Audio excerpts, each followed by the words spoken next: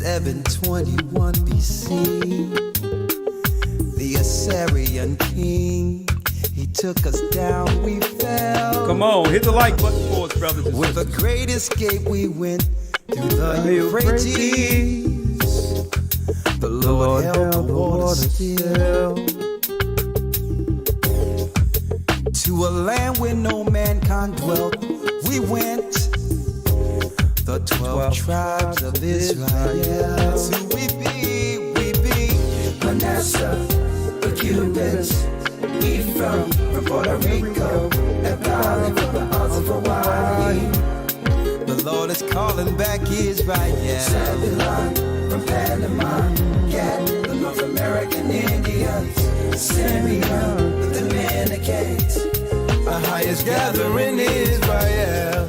The Arabs and Africans told us. Together our wives and children then sold us. In the belly of these great ships we traveled in fear.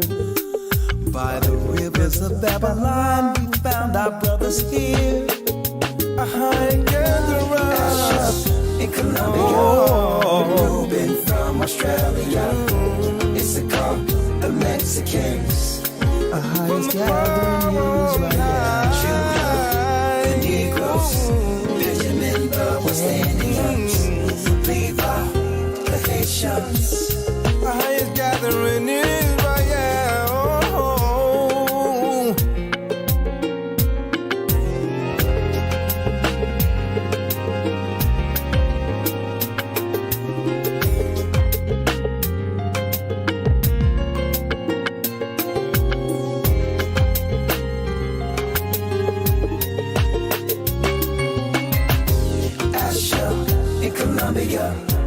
Reuben from Australia, Issachar, the Mexicans. That's who we be, Judah, the Negroes, Benjamin, the West Indians, Levi, the Haitians. Come on, hit the like button for us, brothers and sisters. Cubans, Ephraim from Puerto Rico, and Valley from the Isles of Hawaii. The Lord is calling back Israel. Zebulon from Panama, Gad, the North American Indians, Simeon, the Dominicans. AHAYAH's gathering Israel. Shalom, brothers and sisters. This is Elder Ricard Shiar of the Gathering of Christ Church here for that's right, weekly blog program. Usually it turns into a Bible study and history, but all in all, Wednesday it's usually some type of blog talk, all right, where we're blogging, discussing a lot of issues that are affecting our people in hopes of reversing the curse. Speaking of reversing the curse, a lot of people out there who may run into this fairly new might ask, well, what is exactly this? These Bible people who are talking on the line concerning not just religious issues, political issues. What's going on with these guys? Well, strictly for you, for those who may have fallen on these particular broadcasts, we are the children of Israel according to the Bible, first and foremost. The children of Israel in exile. It was prophesied that our people would go into captivity and serve all nations before the coming of our Lord and Savior, who would save us out of these conditions. That's right. We are, in fact, the people who are living the curses of Deuteronomy, the 28th chapter, the children of Israel who were sold into captivity and have now been freed through the knowledge bestowed upon us through our Lord and Savior Christ, according to the Bible. Now, I know a lot of you out there are thinking, my church have never told me any of this. What are you talking about? What's going on with y'all with this new stuff that no one have ever heard of? And see, and that's why, keep in mind, the Most High, through the Holy Spirit, through the epistles, said that he would send his apostles last. The whole world have been deceived. The black people who are downtrodden throughout the four corners of the earth and are being oppressed are in fact the children of Israel, the chosen people of God. So you might ask yourself, well, hold up. We were told that the Jews were the chosen people. And I don't understand. There's a conflict there. There is no conflict at all. Okay, because what you're getting confused is Jews through genealogy and bloodline, and or those who converted under Judaism.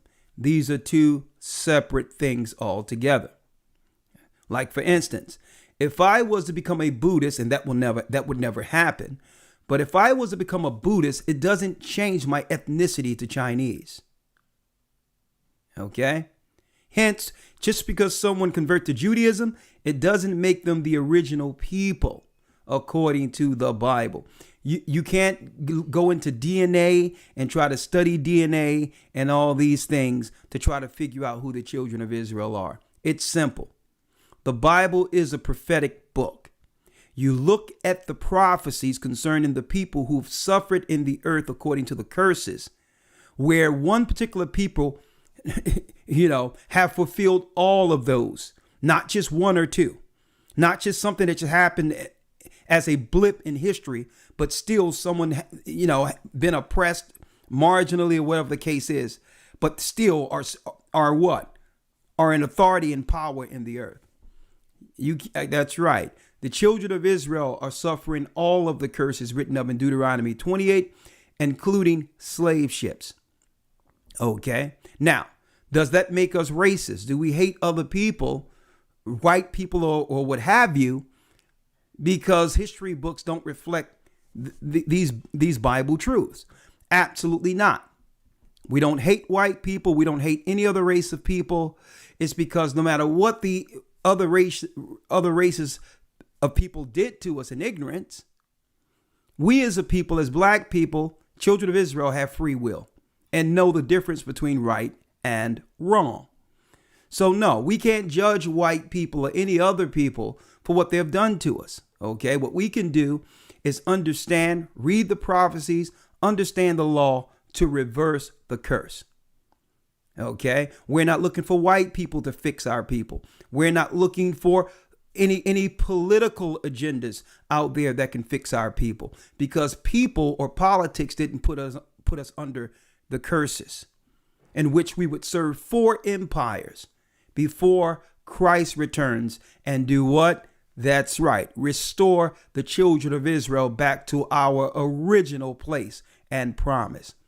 So if you're asking whether or not we have a personal gripe against other people based on race or color, well, guess what? Hey, you got the wrong guys.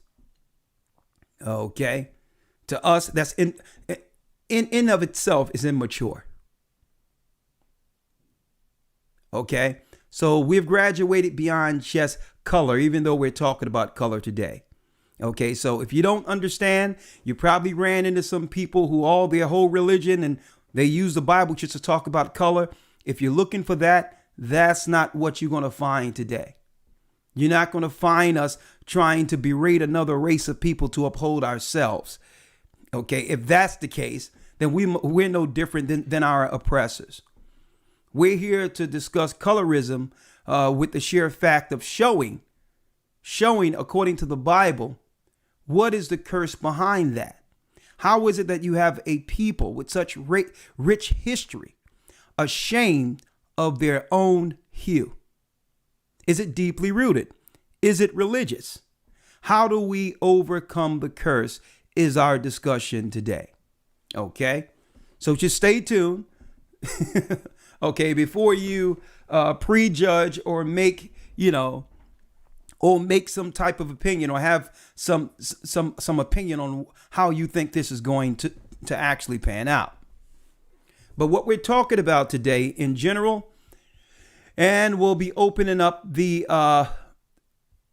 phone lines, 515-605-9327 around 8:30. Okay, around 8 o'clock, we'll open up the lines and we'll talk about it. Okay.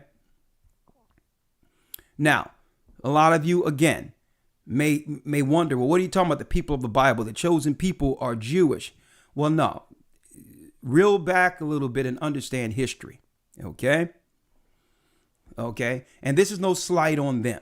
Okay. If someone was to bestow that title on us as chosen people, we would pick it up also and run with it. Who don't want to be the chosen, right? But this has nothing to do with personal opinion. If you want to know who's the children of Israel according to the Bible, you'll look at the people who were suffering in Egypt. Okay? Where Pharaoh, a political system, continually oppressed a specific people. Why? Because these people, by working within that geography, bless that nation. Okay? Under Abraham's promises, under Abraham's blessings, that the people will be blessed through Abraham's people. So the Egyptians didn't want to let the Israelites go because the Israelites made Egypt great. Okay? The power of our God sustained the Mesopotamian area through Joseph, who the Egyptians called Imhotep, who was a black man.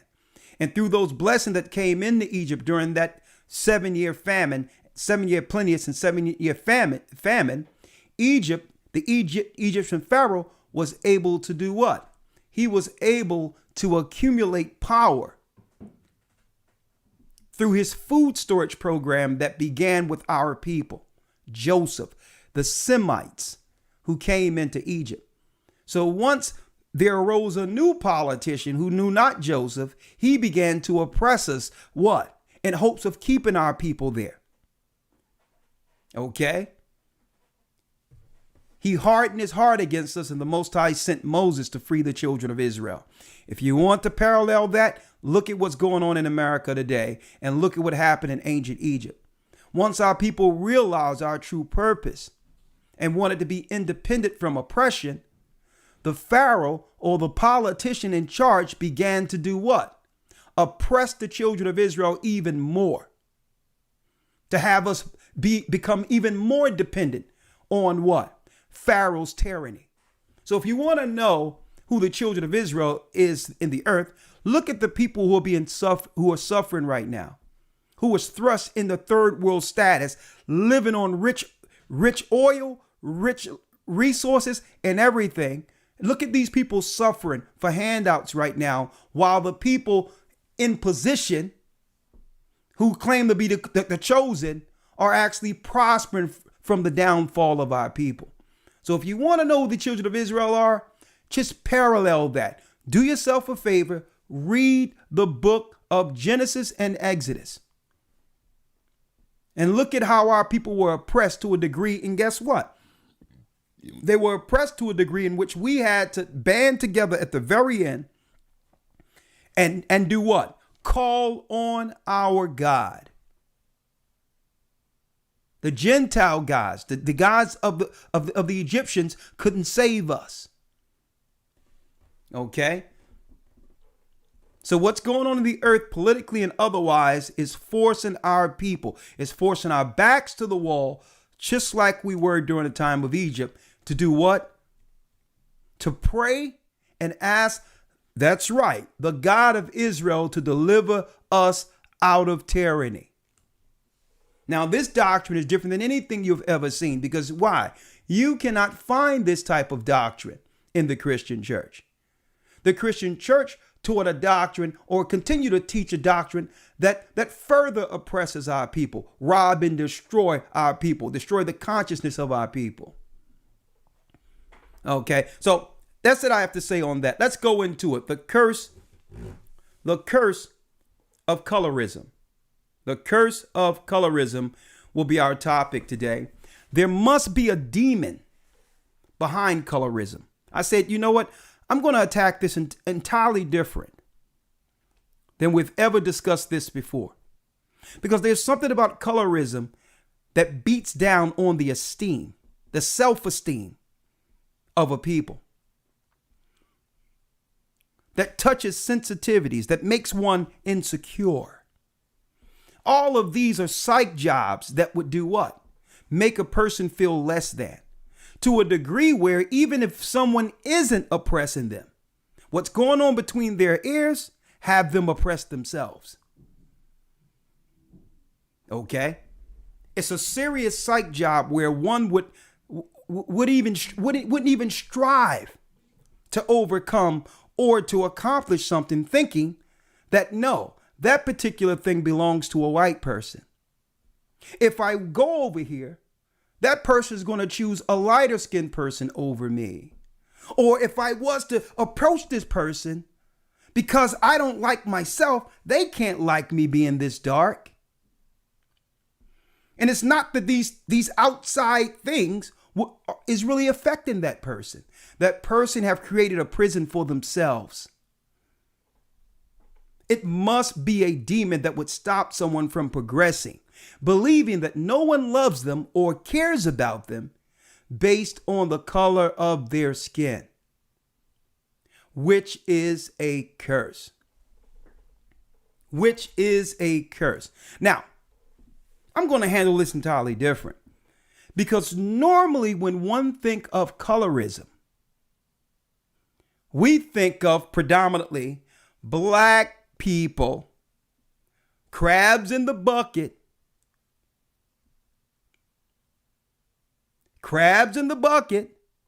utilizing a caste system to oppress one another based on the Willie Lynch syndrome.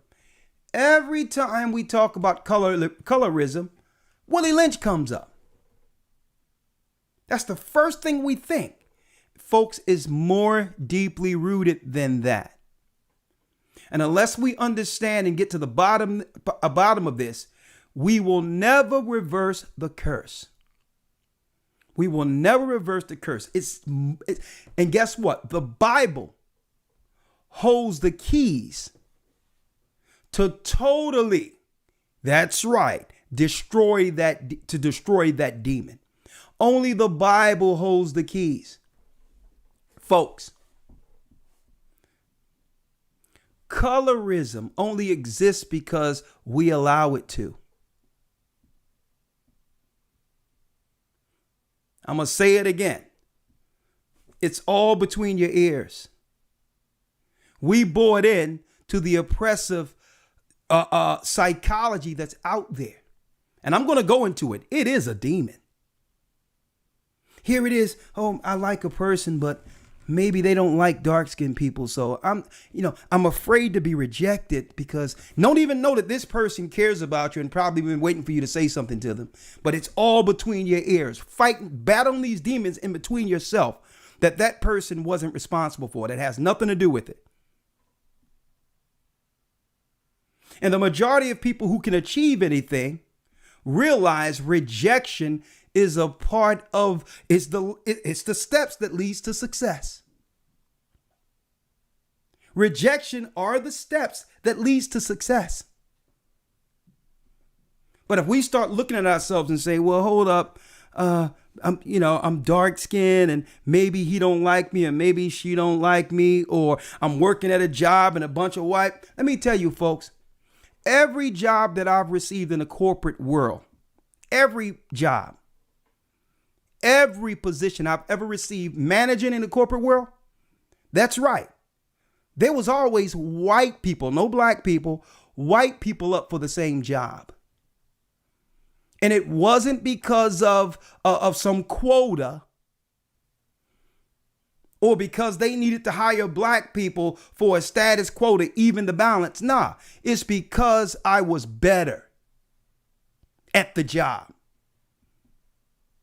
And I never thought walking into a place to go get a job or to excel, I never thought about they were going to choose a white guy in front of me. It didn't even cross my mind. It's dealing with the preparation that it takes to succeed. At the end of the day, they want someone who's going to make them money. That's business. Now, I could have sat there and say, man, Kate is up for the job. Oh man, Gary is up for the job.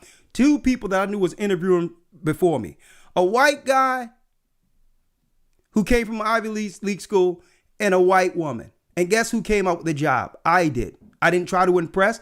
I came in, did what I had to do. Next thing you know, the next day they called me and said, don't worry about it. You got the position.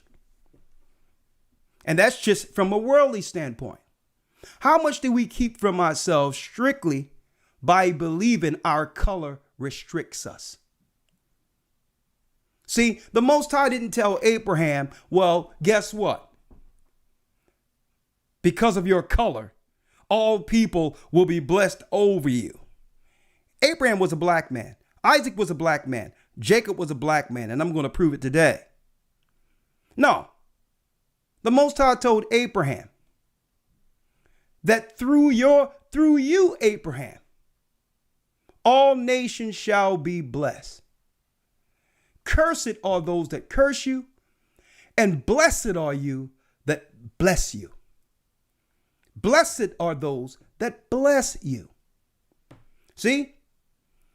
So Abraham walked into a country, into a city already blessed. He didn't come into a country like Egypt during the time of a famine, well before Joseph's famine, mind you. He didn't come into the country defeated, believing he was cursed. That country was going to be better off because Abraham walked into it. America is better off because we came here. Understand that. So eventually, there was an indoctrination. An indoctrination to make us believe that we're not the blessed, we're the cursed.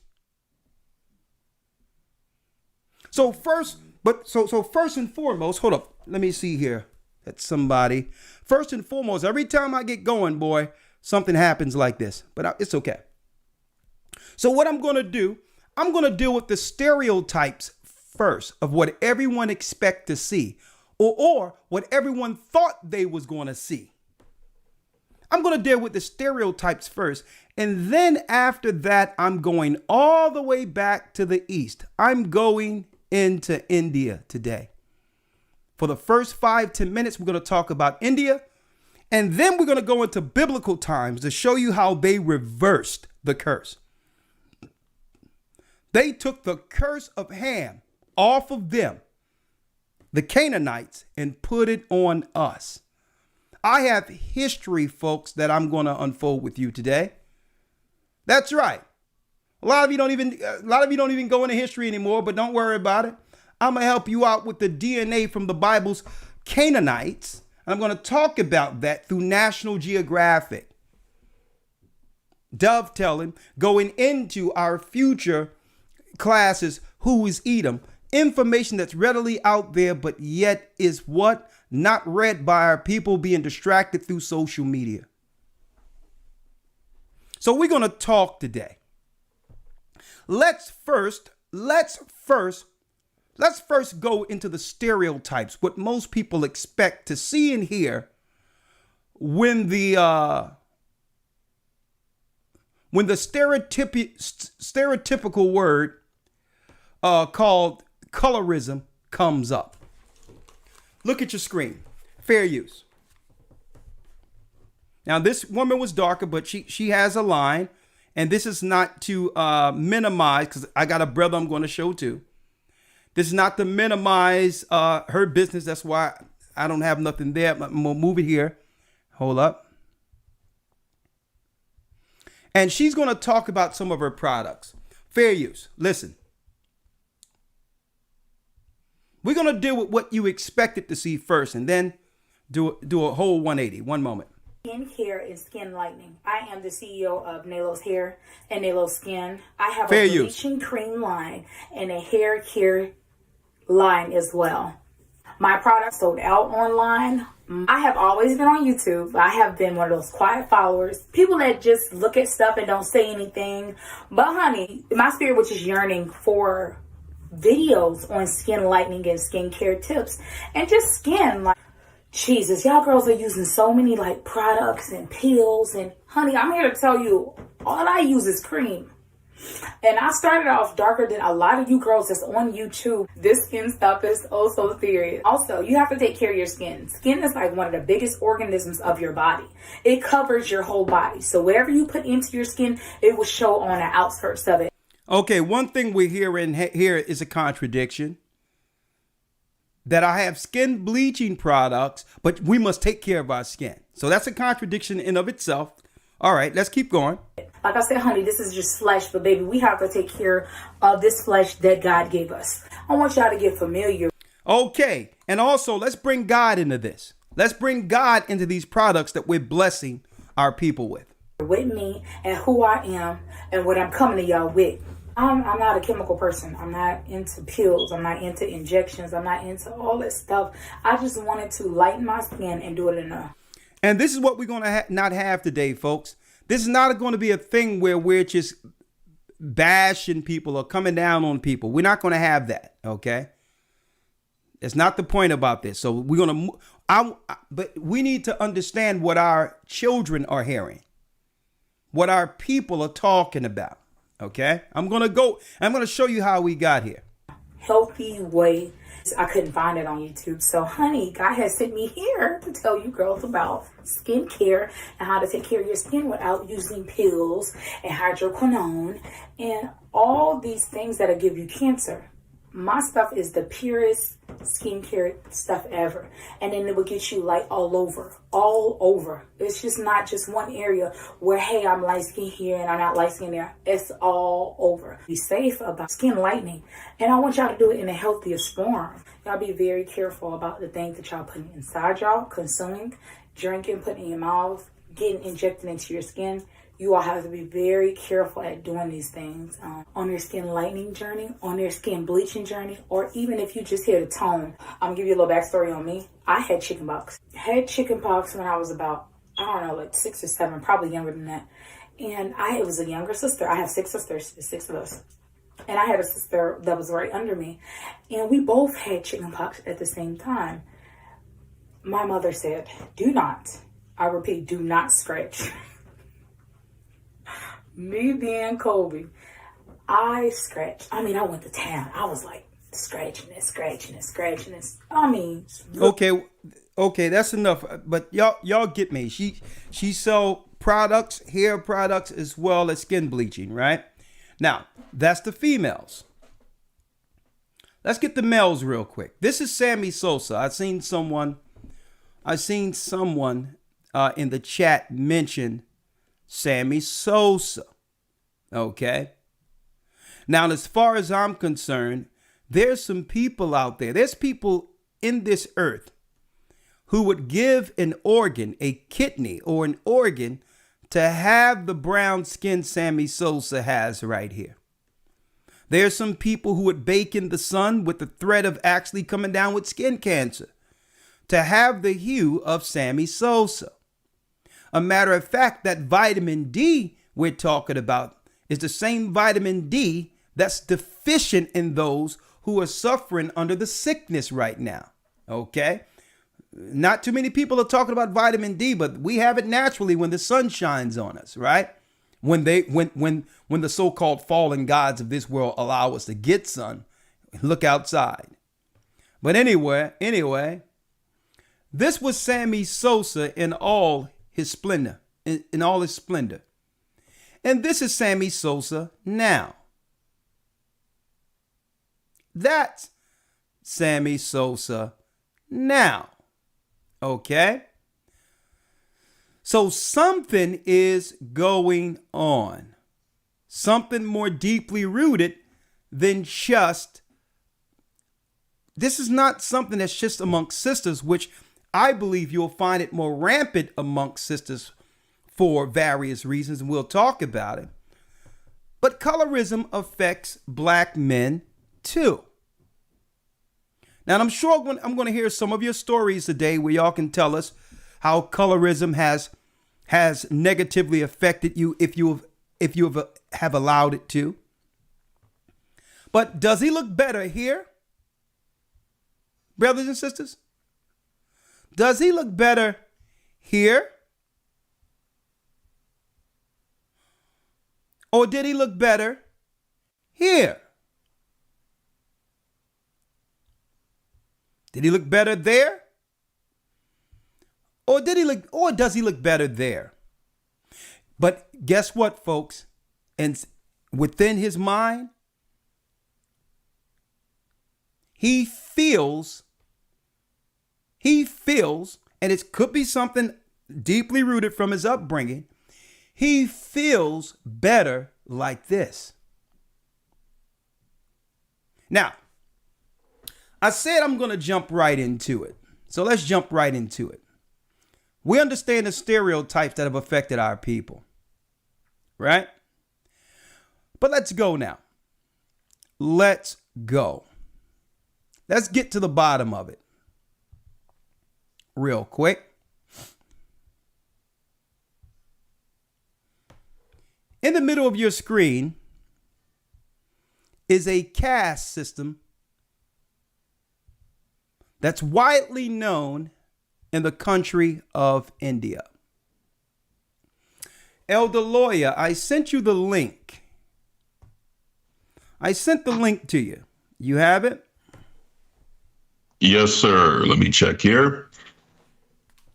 Okay. Yep, I have it. You have the link. Okay, so Yes, I'm going to shrink this cast down so that everyone can see it, right? And here's the title. Okay, this is coming from an article, Bright, an online magazine, Bright the Mag. Fear but not so lovely. India's obsession with skin whitening. Some of you all, or some of us, believe that this issue of colorism started through slavery. Well, these people didn't go through Willie Lynch. But all in all, it goes into the psychology and the generational curse that's passed down from one family to the next and why it's so.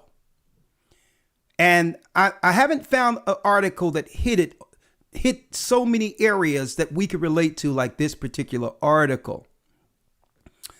It reads, the country's fixation with light skin is brazen cocktail of colorism, patriarchy, and residual colonialism. Now, why I want to go into this, folks, because when you look at the Hindus, the Brahmins, and the different sects of religions within India, it comes with a specific color casting system that separates society. The Hindus are on the bottom. Usually the majority of them are darker. Okay, on and on and on. The same way we would predominantly find in our society more whites in the Catholic Church than in the Black Baptist Church, right? But I wanted, so that we can take ourselves out of this, because sometimes when it's personal, when we show brothers and sisters, it becomes too personal to us to analyze righteously, analytically, without what? Some level of self-consciousness, or altogether straight up, we don't want something attacking our insecurity. So let's move it out of America and let's go into the caste system of India. Now, as you can see, let me blow these up. Here are the different shades of women.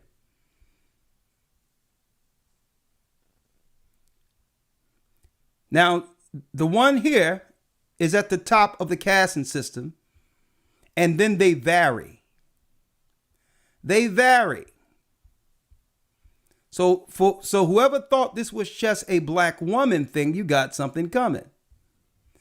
But look who's very last on the cast.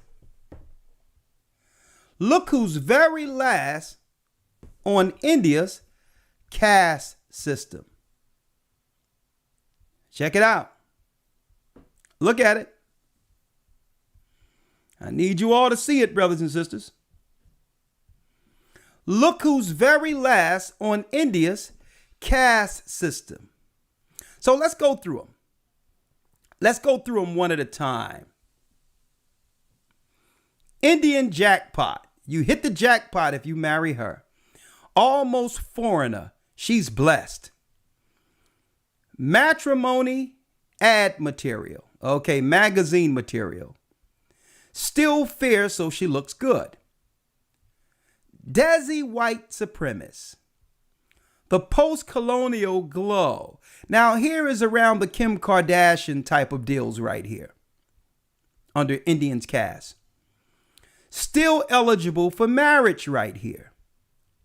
Now the shades come in numbers too, folks. Last shade of acceptance.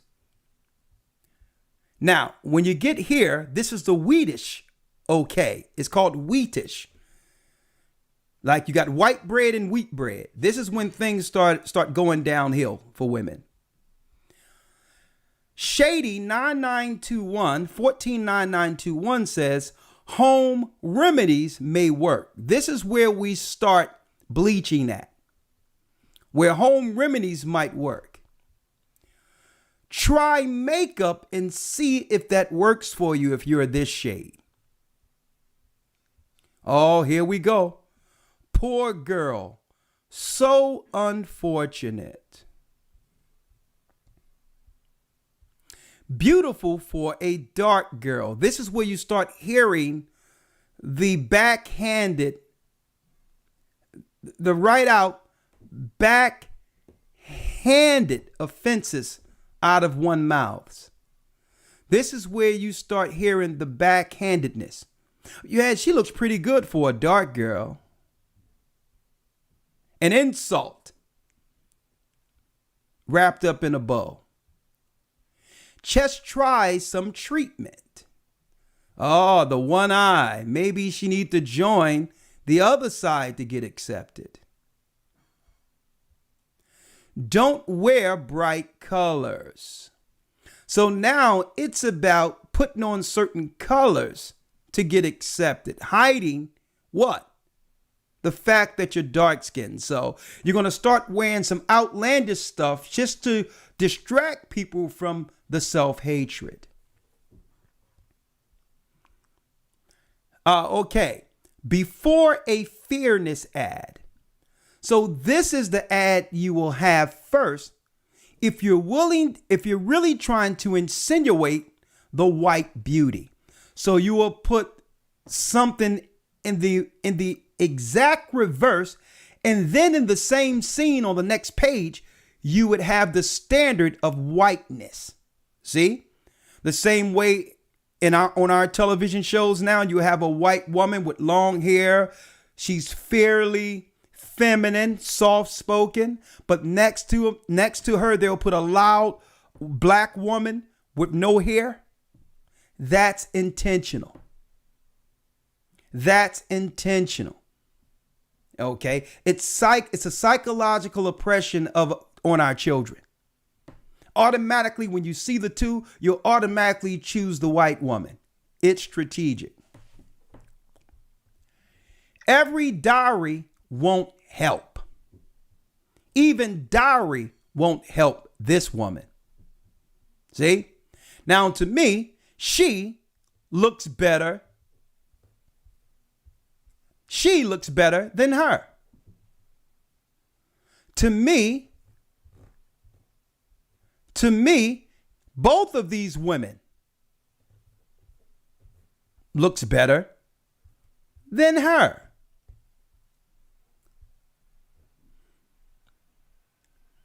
Both of these women look better than those that are last on the caste system. So what is it to say about this caste system? Now, we're going to talk about it in a moment.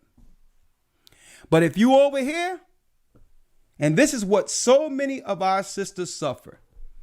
In India, it's game over. Game over. If you look like this beautiful sister here. Now, Elder Lawyer, I need you to read the article because someone is giving their own testimony in the article, their own experiences in India. Let's start with when I was born. Yes, sir.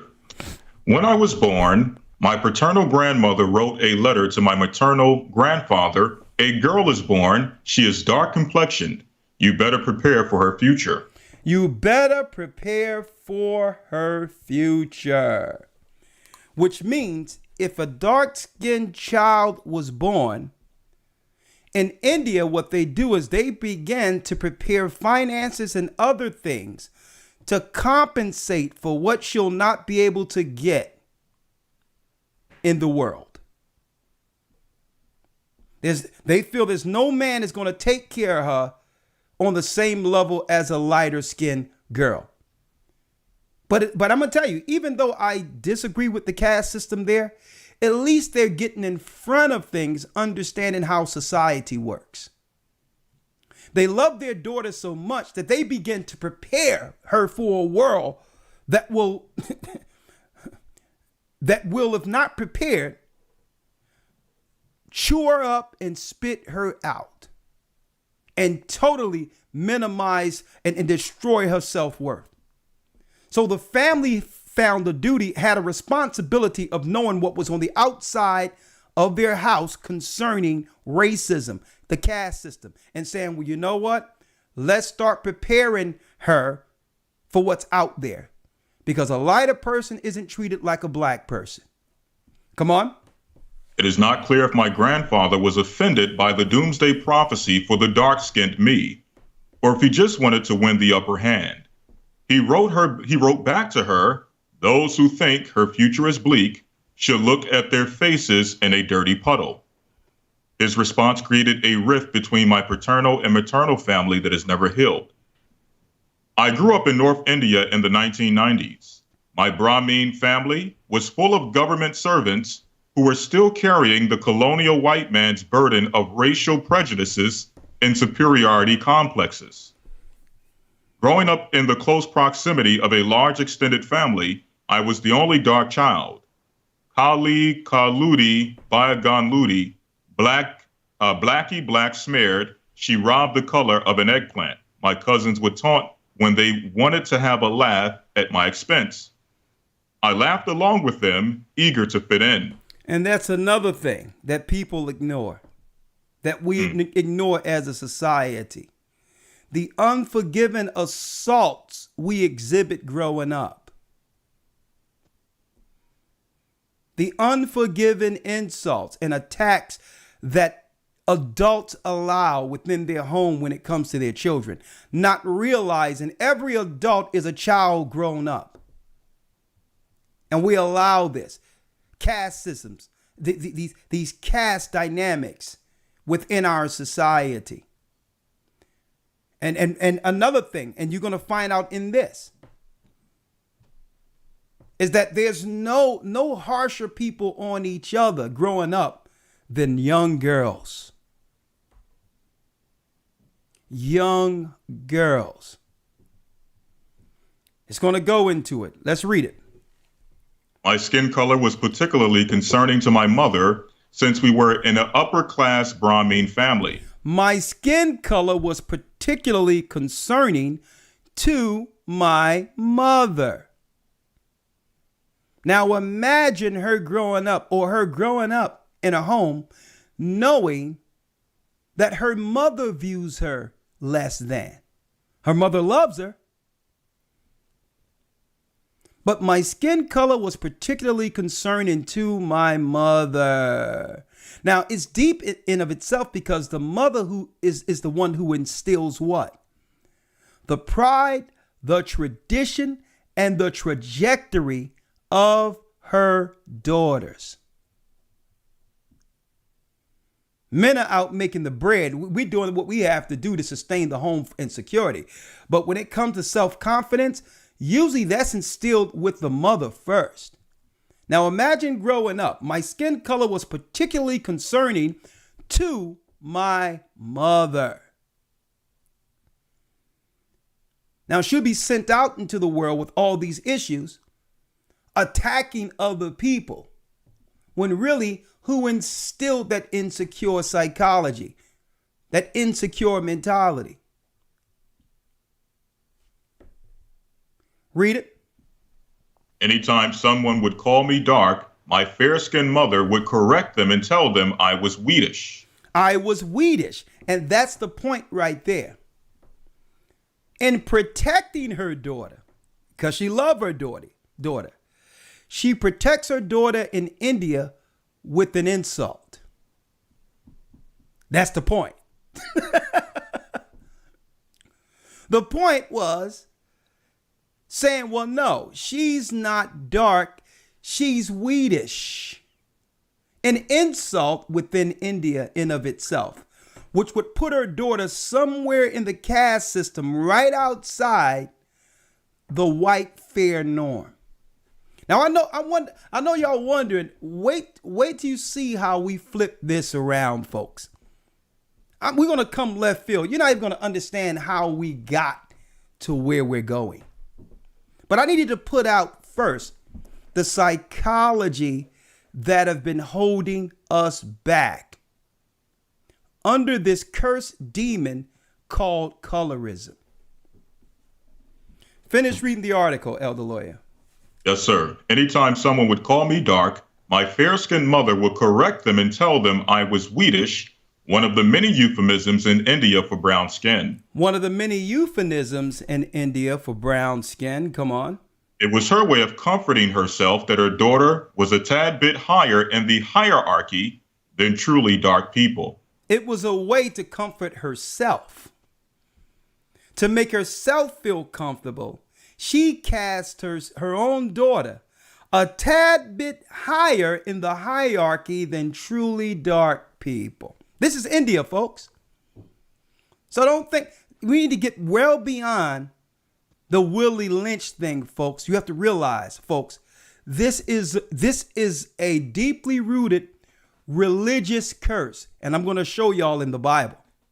I'm going to show you how the Edomites, the powers that be, reversed the curses and made what the Most High see as good, bad. And what the Most High marked in the earth as a curse, good. I'm going to show you tonight. When we color ourselves and aspire to have their hair and aspire to look like them, we're actually chasing the curse mark in the earth. When really, from the outside of the earth, the way we are, naturally kinky, dark skin, is highly favored with the Most High God.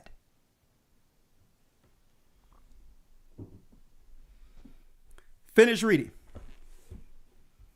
Yes, sir. Help us out, folks. Hit that like button, please. Y'all want to see where we're going? We're about 1,000 likes down, at least 500 likes down. Please hit this, please. Come on. Other people need to see this. Go ahead, Elder Lawyer. Yes, sir. Fair skin has been long part of India's national psyche. The various settlers, rulers, invaders, and colonizers who entered India during the 1400s were relatively light-skinned. This includes the Dutch, French, Portuguese, Mughals, and of course, the British, who were in India from the 17th century until India's independence in 1947. During the British Empire, skin tone prejudice became formally ingrained. The colonizers kept light-skinned Indians as allies, giving them extra advantages over the rest of the blacks. Giving them advantages over the rest of the blacks. Divide and conquer.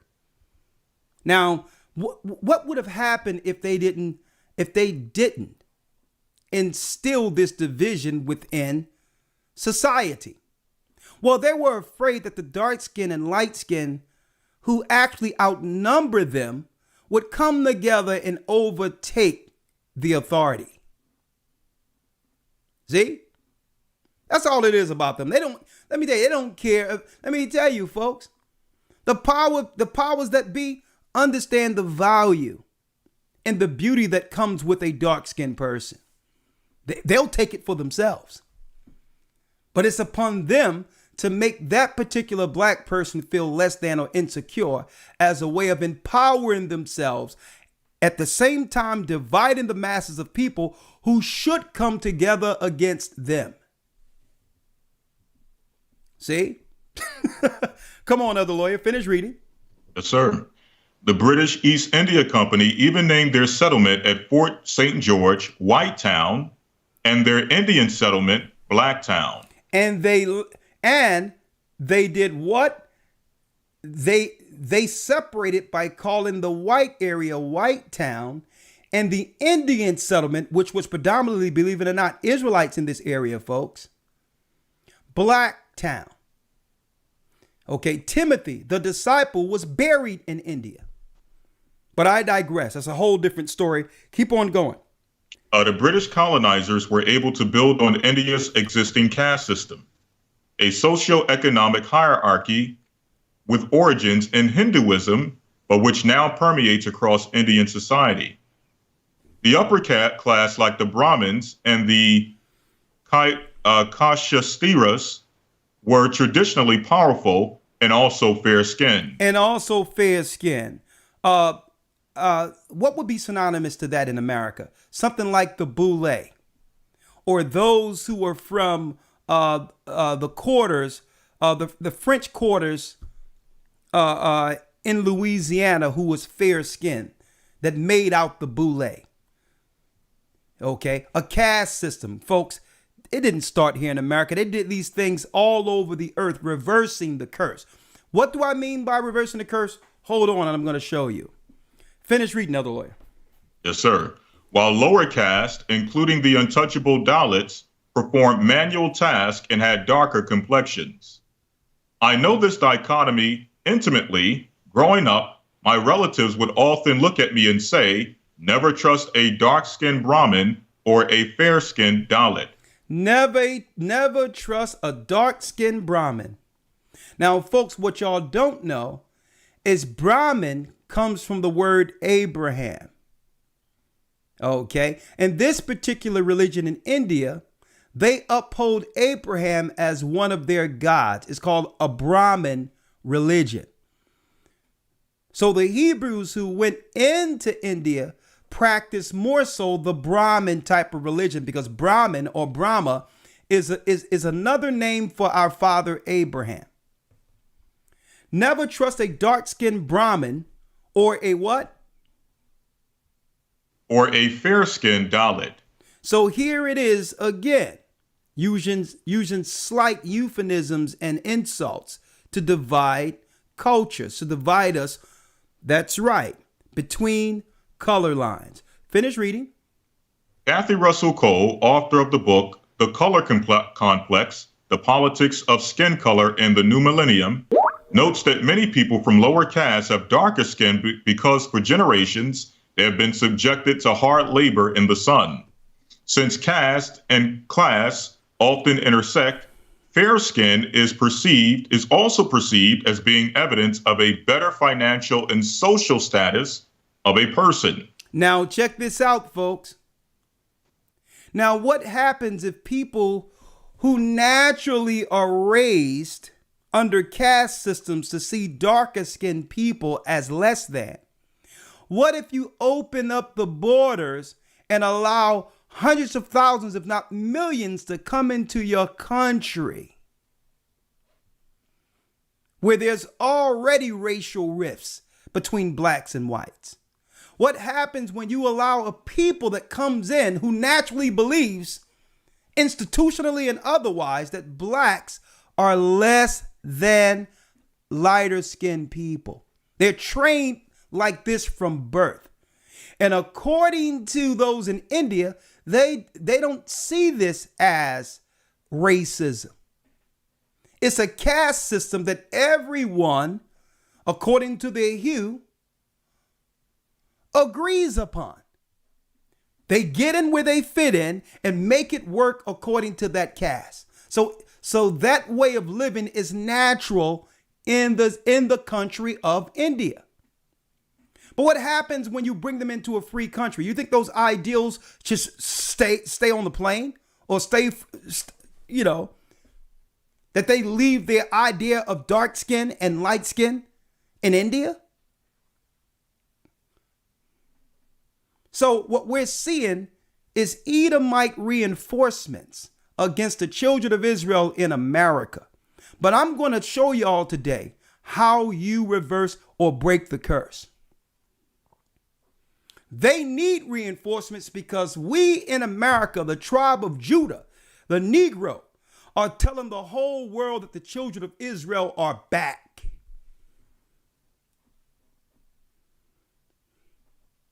See?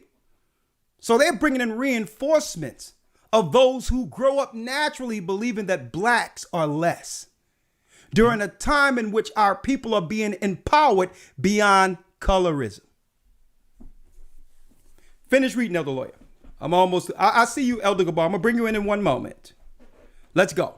India's colorist attitudes. Yes, sir. India's colorist attitudes have not gone anywhere. Politicians continue to make color-based prejudices based on geography and caste. Gendered colorism, in which dark-skinned women face particular discrimination, directs jobs and marriage prospects. See that? So what people are being married the less? See? What people are being pitted in all that against one another for menial jobs in the corporate world. That's right. Now we can bring it here for a second. I'm not making no excuse for it, but we cannot act like this doesn't exist. Who's disproportionately affected by all of this at the end of the day that no one is talking about? Black women. Black women. Not making an excuse for anything, but if you got the last of all pickings, you grew up not receiving what you needed from your parents to prepare you for the world on the outside of us like the Indians do. And then you outright expect everyone to be picked over you. Not to make an excuse for sisters, but you can expect some of them to have an attitude, right? So the only thing we see at the back of it is the attitude. We see someone who's masculine or this, that, and the other, or fighting back but we don't see the deeply rooted hurt of not being told that you are accepted, you are loved the way you are.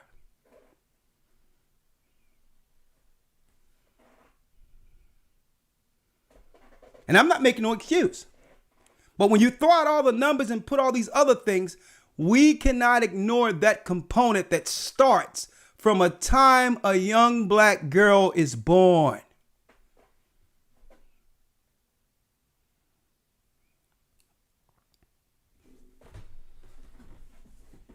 It's the truth. And no one is talking about it. And who they expect to talk about it are the men who were born to say it. That's who they expect to talk about it. So what did they do? What did they do? The same way the Edomites went over in India and flooded the market with colorism and separatism, they opened up a multicultural society that already deems our sisters as less than, giving black men choices.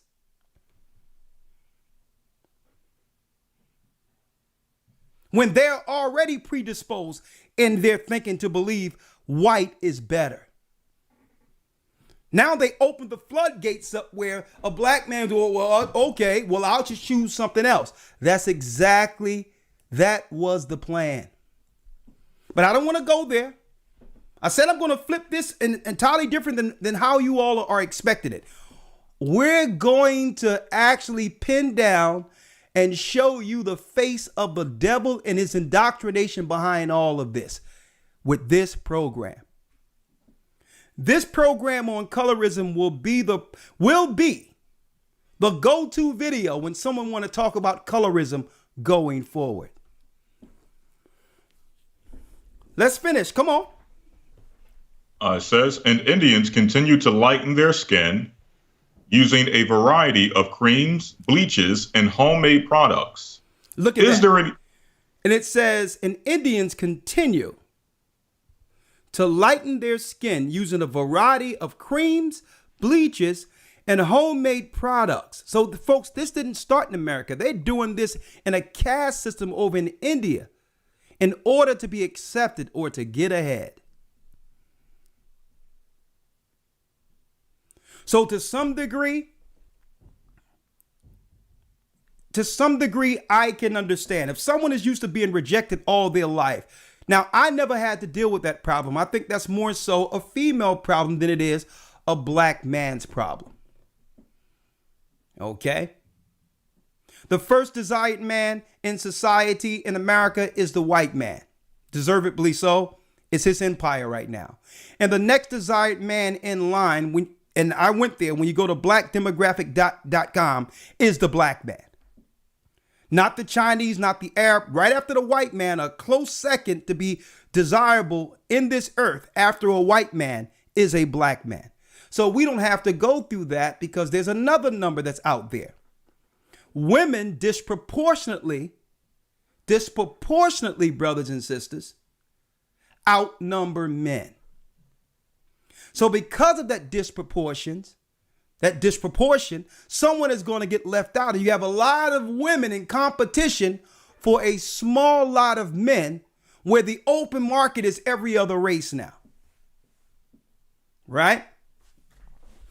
Finish reading, other lawyer.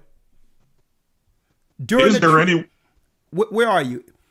Is there any way? The question. Here's the question. Read it.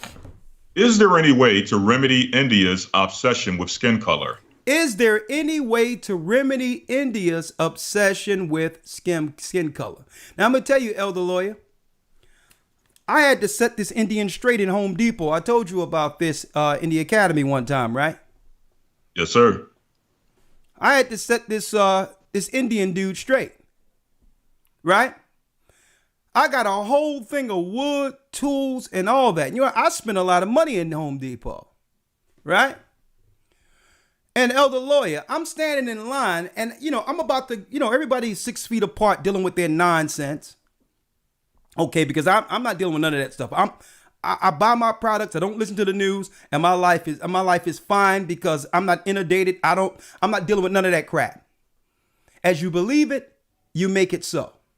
Okay, I believe in the Most High. All right, I'm not dealing with none of this. I'm not playing the horse and pony games. All right, but anyway, elder lawyer, I have a whole thing of all this. I have all this stuff lined up, probably $400, $500, $600 worth of products, probably about $600 worth of products. I mean, material, not products, but materials and products. A white woman comes, and the East Indian immediately takes his computer thing, and he tried to go to scan this white woman who was behind me, and I did like this and say, "No, dude." I moved the scan. I'm like, hey, "This how it goes." He says, "Huh? How what?" I'm like, "Listen, dude, you must have just got off the plane. This is America, and this black man you see here is first." Huh? What? My hand? I'm like, "Listen." I moved his hand. I'm like, "You're scanning my stuff, or there's going to be a problem. Do you want to work here, sir?" His countenance changed, and he began to scan my stuff. And I understood. I understood perfectly. He's raised to go to white people and ring them up first. But guess what? He received a black American, if you want to think I am, reality check. That's what he received. Because I sat there, I'm sitting there, I have my mints, I'm popping my mints, chilling, thinking he's going to come over me. And he come to try to scan the white woman behind me. I'm like, "No, I'm going to show you how it's done here, buddy. I don't know what they show you on TV over here. I'm going to show you how it works." And I took his hand with the scanner. "Get off me. Get off." I'm like, no, we going over here, buddy. Right over here. Right. See? This is how we do it in America, buddy. I'm first. I'm like, "Did you see me?" He says, yeah, shaking his head up and down, yes and no. You know what? He scanned me first. And every time I go into that Home Depot, he's waving like this. Hi, you want to come here?" "No, I'm good, dude. You got your training for America. I know they trained you to join the white supremacist army against us, but it's not going to happen, okay?" So I told you about that story, right, elder lawyer? Yes, sir. Yes, sir. All right. Don't worry about it. It should be some reality checks. Sometimes we need a camera to follow me to some of these stores. You'll never believe some of this stuff. But go ahead. Let's finish the article. Come on. All right. Where it says, so it says, During a trip to North India village. Okay. During a trip to a North Indian village, an old woman walked up to say to me, every morning at 5 a.m., you should drink a half a cup of fresh, non-boiled cow milk. The complexion of your child to be will be fair. Now, here's the superstition now. Every time the black girl would walk up with a darker skinned Indian woman would balk up. Someone would say, listen, every day you need to drink some cow milk so your child don't look like you. This is what goes on, folks, in India.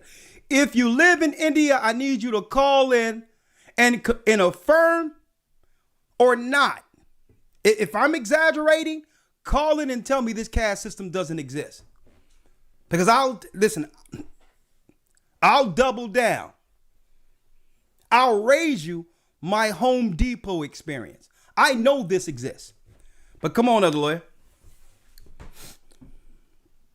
I plastered a smile on my face. I was not even pregnant. But colorism runs so deep that this was the best advice she thought to offer me. The best advice they was giving this woman, not even pregnant, was to drink white milk. To save her children the embarrassment of looking good like black people do, like dark people do. But come on, let's finish. Women have to pass on similar age-old wisdom to attain fairness for generations. Apply gram flour, milk, and turmeric on her face daily. So they My mother was flour, milk, and turmeric on her face. Bleaching, go on. My mother was told when I was a kid, so I would not look like a Madrazan anymore. Madrazan refers to a person from the southern city of Madras, now Chennai. North Indians are typically lighter skinned than South Indians who live in a hotter climate. Colorism exacerbates this geographical divide. Colorism also has a pervasive impact on job and marriage opportunities. Fair people are perceived as more presentable. In 2008, the state of Maharashtra sponsored 100 dark-skinned tribal girls to train as flight attendants. Only 8 of them were eventually recruited, that too as a ground staff, likely in part due to their complexion. Similarly, the description of women in the arranged marriage market often includes skin tone, shorthand like F equals fair, BF equals very fair, VVF, very, very fair. And this exists, folks. If you think there's a divide, there's undertones of racism that shows, but it's blatant. It's outright blatant and accepted in India, folks. Maybe we'll have Gaja call in too, because he can give us some of his experience that he discussed with me. But go on. This practice is not as rampant for prospective grooms. Let's go down to Ratna Soren, 24-year-old anthropology student.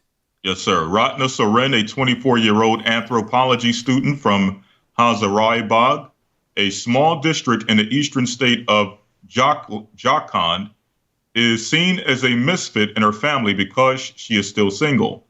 All her younger cousins are married. She has used Fair and Lovely since she was 4 years old. It still hasn't changed my complexion, she says. This has elicited incessant rejections from prospective grooms. I am seen as a burden on my family. A girl with dark complexion must have more dowry to offer if she wants to get married in India, she says. Getting emotional, my parents cannot afford it. My parents cannot afford it because they do the reverse over there. If you are giving your daughter dark skin to a family who could really take care of her and improve the financial means of that household, that's right. The bride's family must give the dowry. And it costs too much to dowry off a dark-skinned girl in India. So if you think that only happens here, folks, I'm going to tell you, folks.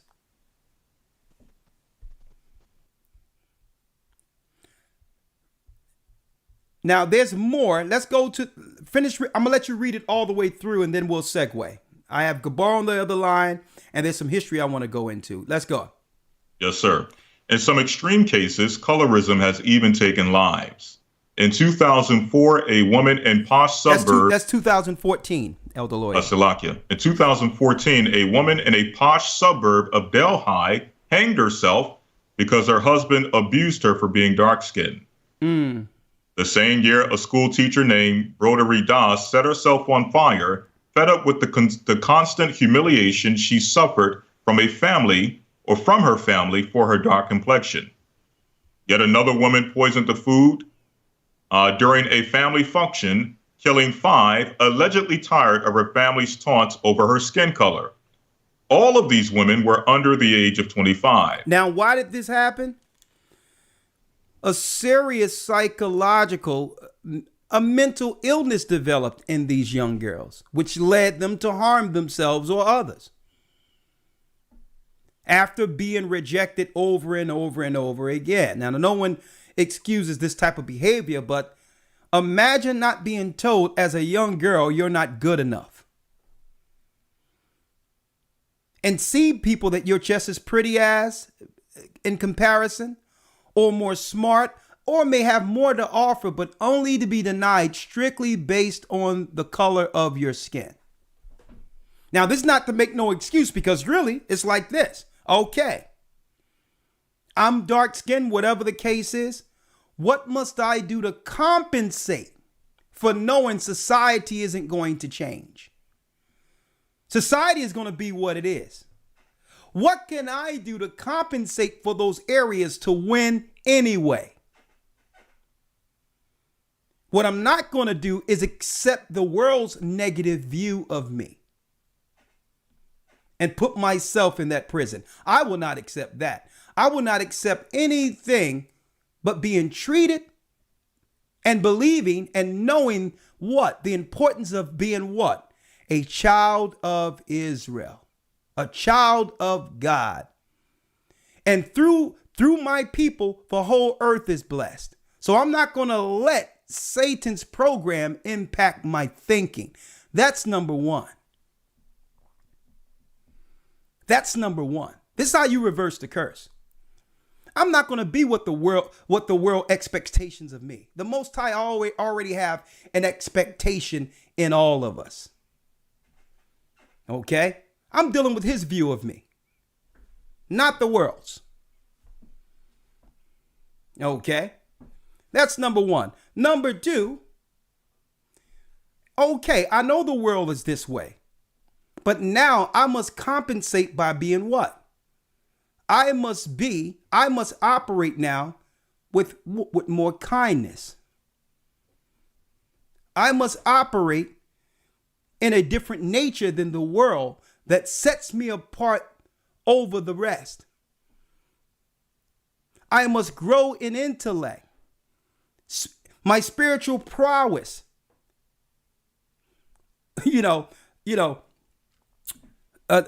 Just my spirituality, my belief system, how I interact with people. Everything must be above the rest, where it doesn't matter how much the enemy try to hold us down. They cannot do what? They cannot hold down the children of promise. The blessings are inherent through us. Listen to what I'm showing you. I'm going to show you all in a minute. Finish reading, Elder Lawyer. So what I'm saying is, where do you compensate? You don't compensate by what? Allowing the world who have done this to you win.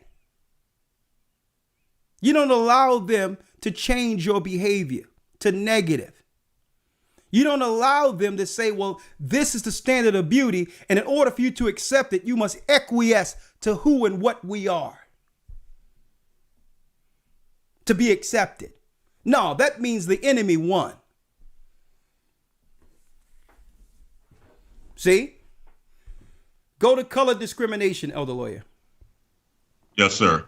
Color discrimination has also played a huge role in the world's most prodigious film industry. Bollywood films often feature songs that glorify fair skin and deride darker skin shades. For instance, in the 1990s film Suhag, The male protagonists lust after women with fair skin and dark sunglasses. A more recent song talks about how the two lead actors' hearts start beating fast upon seeing white faces. Come on. Most actors who have dominated India's film industry have been fair-skinned, particularly the women from Madhubala in the 1960s to Kareena Kapoor and Katrina Kaif today. Now I need you to go down to where it says dark skin has been a source of stigma for Indian women. Yes, sir. Dark skin has been a source of stigma for India's women long before the arrival of globalization. Say Radhika Parameswaran, Salakia for the pronunciations. Parameswaran. It's Parameswaran and Kavitha Cardoza. Go ahead. Authors of a paper about India's obsession with light skin. However, the intensified promotion of light skin beauty in advertising since the onset of economic liberalization points to the role that market forces can play in exacerbating divisions of gender, caste, region, and class. That's the key.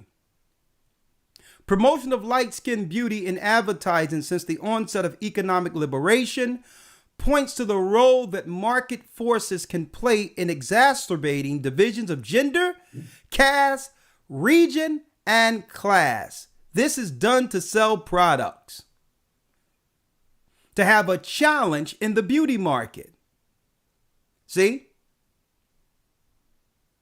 Now, and this is what people have to, I'm going to tell you, folks, all of us, when we're caught up into these mental illnesses, where we're chasing a certain standard of beauty, be it man or woman, folks, we have to understand how we're being viewed from those who are watching us. Like I showed Sammy Sosa. Sammy Sosa looks crazy as a white man. But to him, it's perfectly fine. And then you'll see these women who believe they're looking like the idea that they've created in themselves. Eyelashes all out there and all this stuff and all that. Don't even understand how you're being viewed. Everyone is looking like, we know you don't look like that. Same way with Sammy Sosa. We know how you look, dude, before this. So it's not an insult or not to put anyone down. It's like this. It's time for a reset. And I'm going to show you how to reverse the curse. It's time for a reset. If we don't love ourselves the way the Most High made us, how do we expect someone else to love us? I'm going to say it again.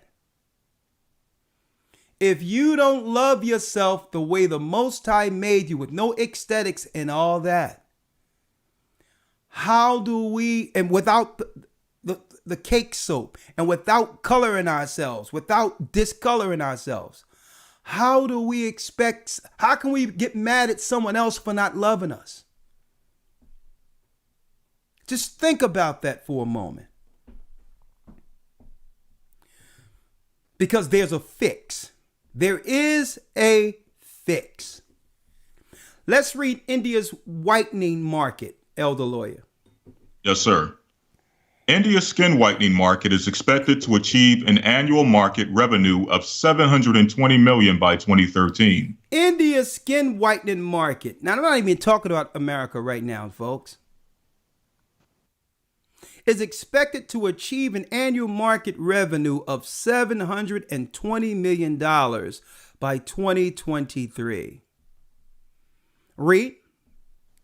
It is currently dominated by Fair and Lovely, a fairness cream that was launched in 1975 and which today holds more than 50% market share. Come on. Fair and Lovely has long marketed itself as the savior for unmarried women to find grooms and for married women to keep them. Now, Elder Lawyer, how do we reverse the curse? Because like I've mentioned, folks, there's a demon behind this, where they would make everyone believe that the cursed seed of Canaan, the Hamite, was black,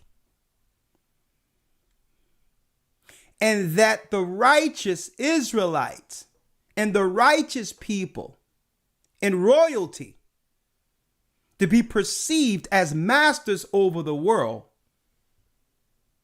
were and are white people. Now, you all know the story. We all know the story. We've seen it before. Let's get it. Let's get it here.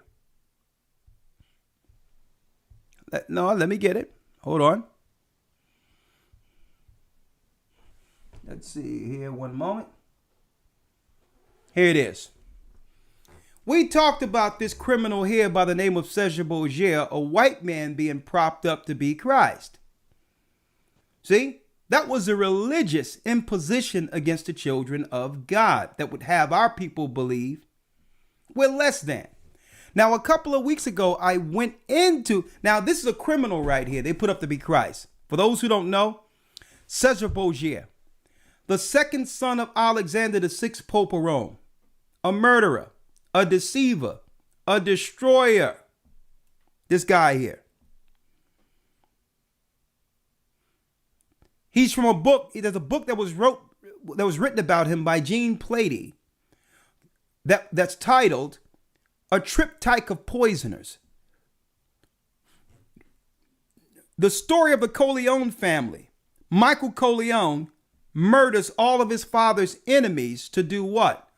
To gain the throne for Godfather is the story of Rodrigo Borgia and his son Cesar Borgia, updated, modernized. Okay? Here's the criminal they put up to be Christ. Even in the Apocrypha, in the Maccabees, it talks about the Greeks painting the black images white. But I don't want to talk about that. Elder Lawyer, do you have a Bible dictionary on you? Let me check the bookshelf here. If you don't worry about it. I have a bunch of them here. One moment. Don't worry about it. I have it here. Library right behind me. Elder Lawyer, get Leviticus, the 13th chapter. I'm going to show you when they began to reverse, put the blessings on themselves, only to bestow the cursed seed of Ham through religious indoctrination. I'm going to show you historically when they did this, where they switched it up and called black people the cursed seed of Ham, knowing that the white people, the Edomites, mixed themselves with the leprous Canaanites. And guess what? That's right.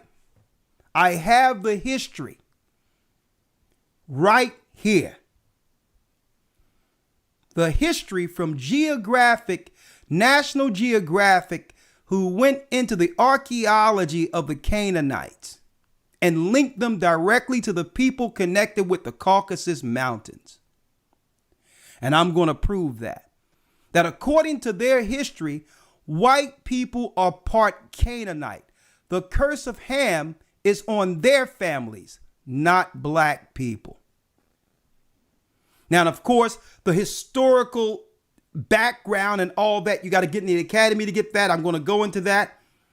Enroll historytimes.org if you want to get that. But I have some history to show you right now of when they began to reverse the curse and put the curse on us to make black bad and white good. Elder Lawyer. Yes, sir. I need you to get Leviticus, the 13th chapter right here. Before you get that, I'm going to read Zondervan Bible Dictionary. Ham. Why?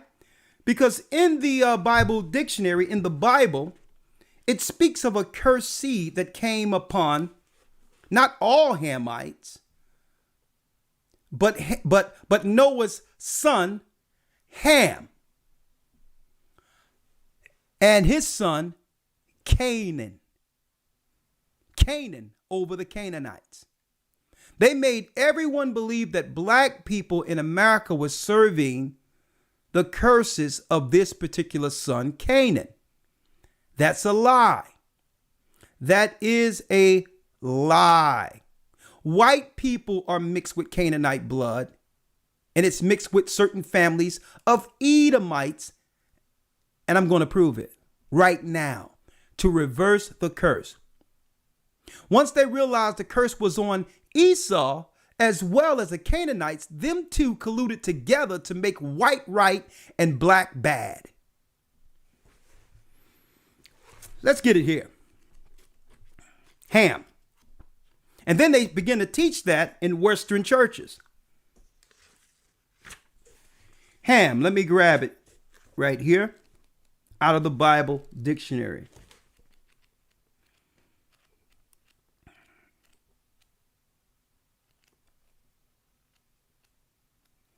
All right, I have it.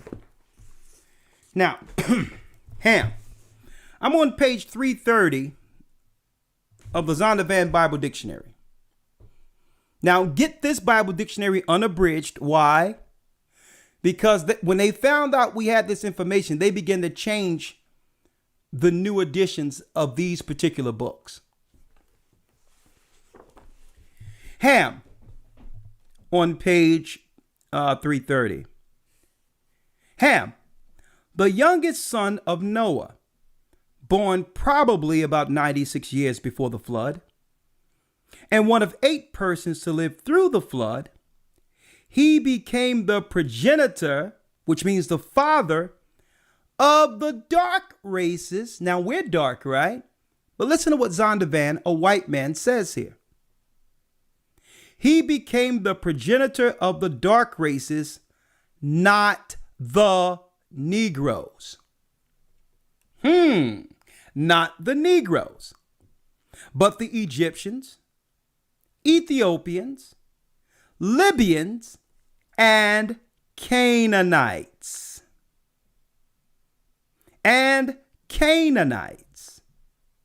His indecency when his father lay drunken brought a curse upon Canaan in Genesis 9:20 through 27. Now, that's the cursed son of Canaan. Now, for those who don't know, folks, the Canaanites are the family who inhabited the land that would become Israel. They were there before the chosen people went there. Starting to sound familiar, right? They tried to get there and do what? Stake their flag to take over the land, understanding what? The power of the land of Israel, which is Eden. You control that region, you control the world. So yes, at one time, the Canaanites ruled all of Mesopotamia. These are they who gave Nimrod his power under Satan. But there's something in particular when it comes to the Canaanites' color. Because the churches would teach us that the Canaanites were black. Well, a curse fell upon the Canaanites. And I'm going to talk about it right here. And the Canaanites intermarried with the Edomites, who are the modern day white people. So they took the curse off of us, off of themselves, and put it on black people. Now, how do we know the Canaanites? Listen to me clearly. The Canaanites mixed with Esau are white people. Hold this. Elder Lawyer? Yes, sir. We're going to Leviticus 13, right? Yep. From the top? Yeah, but before we go there, this is Moses coming out of Egypt. Before we go there, hold on. Before we go there, let me put it on the screen so everyone can see it.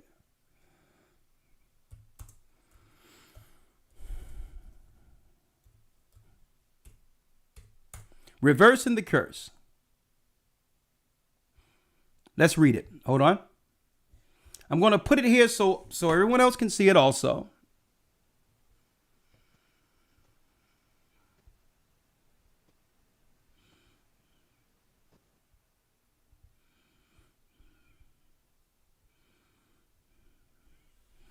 All right, you ready? Yes, sir. All right, let's get it here. All right. Leviticus 13, 1 and 2. Right? Let's read it.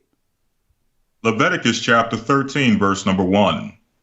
And the Lord spake unto Moses and Aaron, saying, When a man shall have a skin, or have in the skin of his flesh a rising, a scab, or a bright spot, and if it be in the skin of his flesh like the plague of leprosy, like the plague of leprosy, read. Then he shall be brought unto Aaron the priest, or unto one of his sons the priest. Now, And this was a curse, brothers and sisters, that was in the land of Canaan. So the Most High was preparing the children of Israel so that if this curse fell upon them, that they were to go to the priest. Right?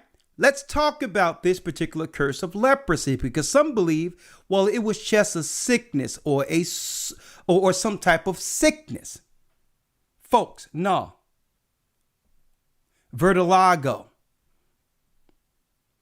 where whiteness takes over the whole body, which was a curse in the land of Canaan. Finish reading. Verse number 3. And the priest shall look on the plague in the skin of the flesh, and when the hair in the plague is turned white, and the plague in sight be deeper than the skin of his flesh. When it's turned what? It says, and when the hair in the plague is turned white. When it's turned what color? And when the hair in the plague is turned white. When it's turned white, read. And the plague in sight be deeper than the skin of his flesh, it is a plague of leprosy. And the priest shall look on him and pronounce him unclean. He shall pronounce that man that's white, or the skin is turning white, unclean. Now there's a such thing as a clean leper. This is one who's turned white from head, blonde hair, white face, all the way down to his toes. In the Bible, that person is considered a clean leper. A clean leper. Now, why am I going here? This is why I'm going here. Brothers and sisters, from the TSK Bible Commentary, it reads, from the same verse and chapter and verse, Leviticus 13, the plague of leprosy, Tazarioth, the leprosy, from the Greek, from a scale so-called, because in this disease, the body is covered with thin white scales. Now that's what they claim, right? Now listen to this. So as to give it the appearance of snow. Whiteness is what? That's the leprosy. The leprosy is dreadful, contagious disorder common in Egypt and Syria, generally manifests itself at the first manner described in the text. The commencement is imperceptible, there appearing only a few reddish spots on the skin, which are not intended with pain or any other symptom, but cannot be removed. It increases imperceptibly and continues for some years to more and more manifest. The spots become larger, generally flat. When it increases, upper part of the nose swells, the nostrils distend, the nose becomes soft, swellings appear under the jaws, the eyebrows are elevated, the ears grow thick, the ends of the fingers, feet, toes swell, nails grow scaly, the joints of the hands and feet separate, the palms of the hands and soles of the feet ulcerated, and in the last stage, the patient becomes horrible and falls to pieces. Come on, man. How many people you seen fall to pieces? So I wanted to give y'all that definition, but all in all, brothers and sisters, the curse is the curse that was in the land of Canaan was a clean leper. Elder Lawyer, give me that with the clean leper real quick. I need you to get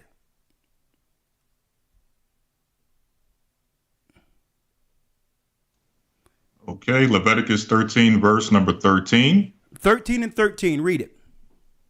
I'll start at verse 12. Now, this is a clean leper, not the illness. Read it. Leviticus 13, verse 12. And if a leprosy break out abroad in the skin, and the leprosy cover all the skin of him that hath the plague from his head even to his foot, you're white from head to toe, a white man or a white woman. Read. Wheresoever the priest looketh, then the priest shall consider, and behold, if the leprosy have covered all his flesh, he shall pronounce him clean that hath the plague. It is all turned white, he is clean. It is all turned white, he is clean. A clean leper. A clean leper is how Esau looked when he came out of his mother Rebekah. Now, how do you relate that to the curse of the Canaanites? Look at your screen. Science now. Science. What do we have here through National Geographic?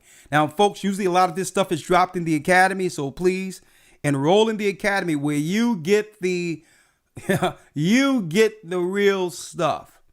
The biblical sources, the historical sources, the resources, everything, the extra biblical text, historytimes.org. If you're going to enroll, do it now so that, there's no log jam in it, down the line where we're staying up day and night processing enrollments. Please help us out here. Here it is. How do we link Esau with the cursed seed of Canaan? Oh, here we go. Every time we speak of Israelites, they talk about where's the DNA evidence. Well, here's some DNA evidence for you. National Geographic. Tel Megiddo was an important Canaanite city-state during the Bronze Age. Approximately between 3,500 and 1200 BC, DNA analysis reveals that the city's population included migrants from the distant Caucasus Mountains.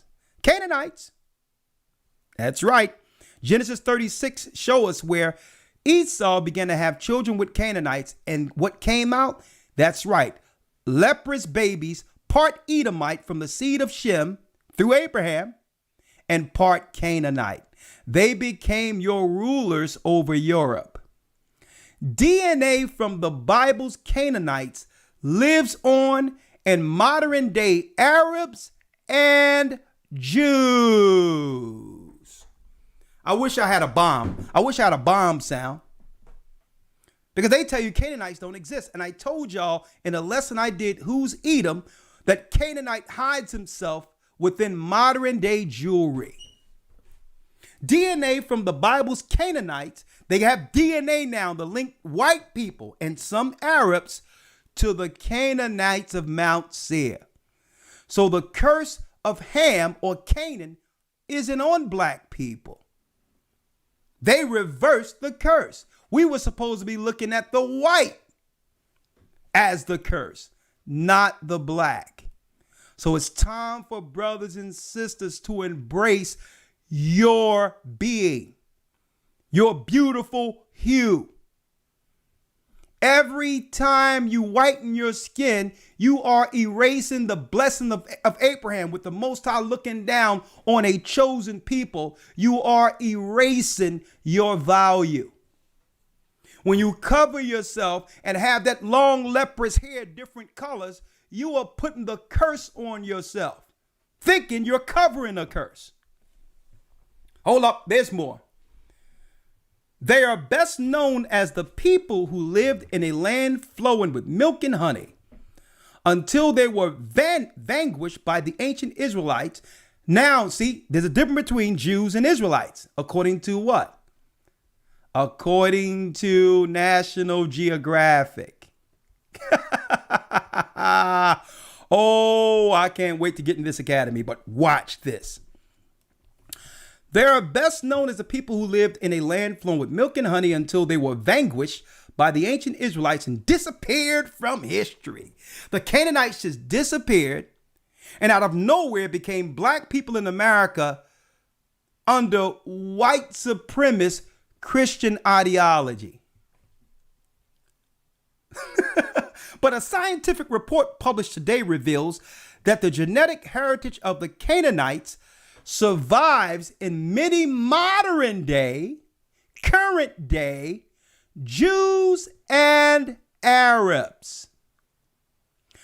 The study in the cell also shows that migrants from distant Caucasus Mountains combined with the indigenous population to forge the unique Canaanite culture that dominated the area between Egypt and Mesopotamia during the Bronze Age, lasting from approximately 3500 BC unto 1200 BC.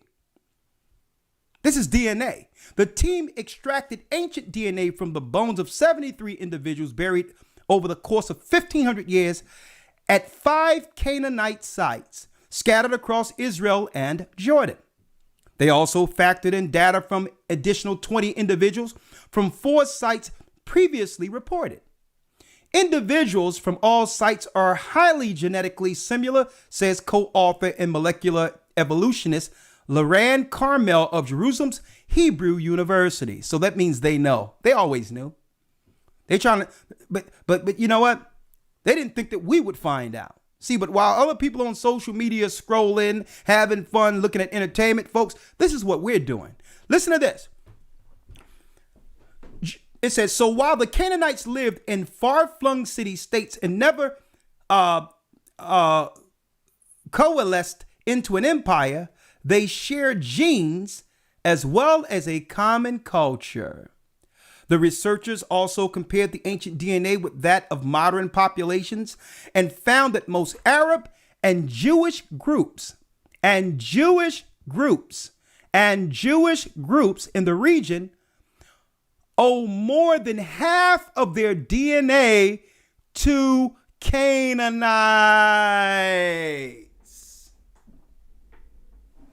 Huh?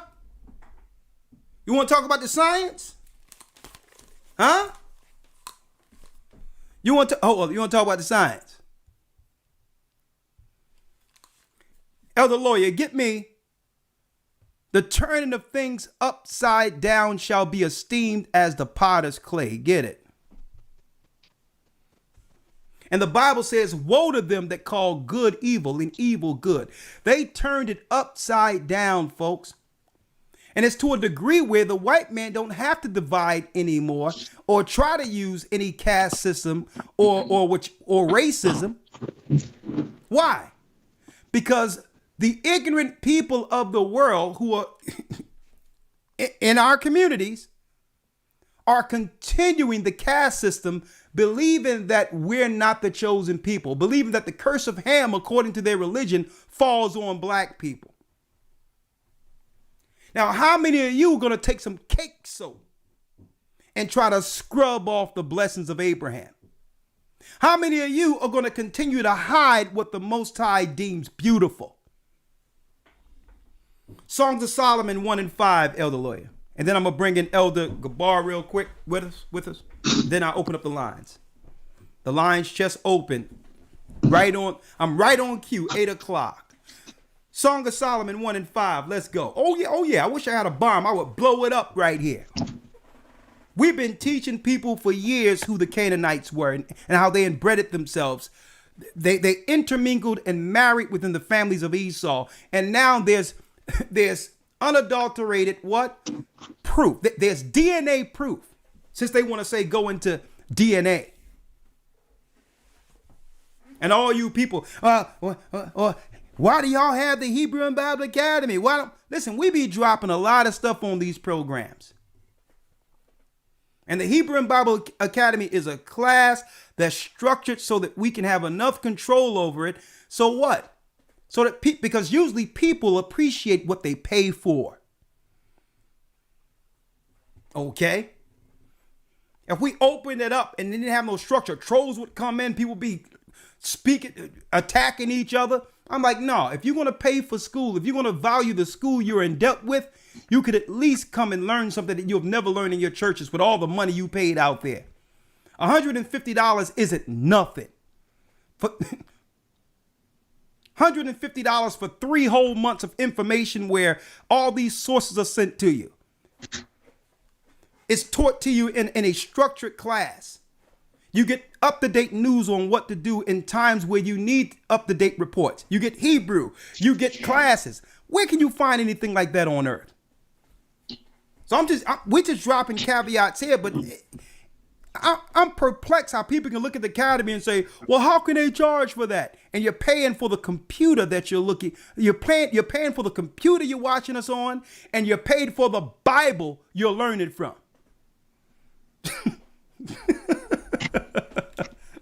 The white man sold you that Bible. Is that okay? He sold you the word. Is that all right? You know, it don't bother me at all because people are nitpicking. Usually when something is of value, you expect critique. But I'm glad you brothers and sisters value the academy and what it brings. And this piece I'm bringing is just one of many things that we'll be talking about in a few weeks in the New Hebrew Bible Academy. Elder Lawyer, Songs of Solomon 1 and 5. Let's go. historytimes.org. Okay? Read it real quick. Songs of Solomon. Hold up, Elder Lawyer, before you do that. Now, we just dropped some information that you haven't heard anywhere. How much did you pay for that? You know what it cost you? We just asked you to hit the like or dislike button. That's what it cost you. Let's go, Elder Lawyer. Thank you, Elder Dell. Let's go. Song of Solomon 1 and 5. I am black but comely, O ye daughters of Jerusalem. I am black but comely, black and beautiful. See, all of the people in the Bible understood the value, brothers and sisters, of their color. Sometimes you go to the beach, you can't even get to the waters. You got to trip over bodies trying to get dark like us. Okay? Everyone values us except us.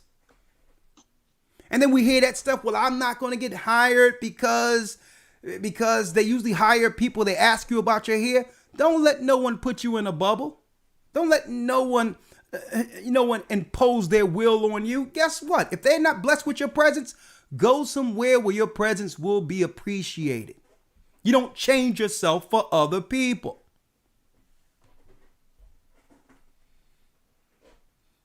You don't change yourself. And it's time for our women in particular to begin to instill the greatness of a natural daughter of Zion.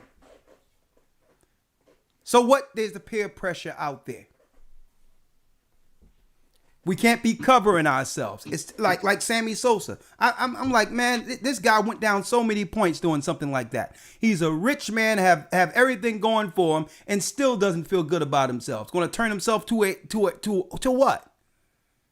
He look weird. How can one erase the curse? How can you put hair over what the Most High made you natural if you take care of it? Or try to color yours. Try to, really disfigure yourself by changing your colors if the Most High don't love you the way you are. And while we sitting there with these menial challenges amongst each other, with these insecurities with color, all other races who don't deal with this are gaining an advantage. They're doing everything they can to stay ahead of us while we're fighting over menial things. Not having self-love. Read that again. Song of Solomon 1 verse 5. Come on. I am black but comely, O ye daughters of Jerusalem. I'm black but comely, O ye daughters of Jerusalem. Black and beautiful in the Bible. Christ was a black man. David was a black man. All the disciples, all the prophets were black people. Read. As the tents of Kedar, as the curtains of Solomon. Look not upon me because I am black, I because am the what? son of look not upon me because I am black, I am black. because the son have looked upon me. Because My the son mother's have the son have looked upon me. Now, Elder Lawyer, let's get the next one. The turning of things upside down shall be esteemed as a potter's clay. Then you say what you have to say, Elder Lawyer, and then we're going to ask the question as we open up the lines. I'm going to bring Elder Gabar in next, but we're going to ask the question. Okay, here's the question right here. Right? The curse of colorism.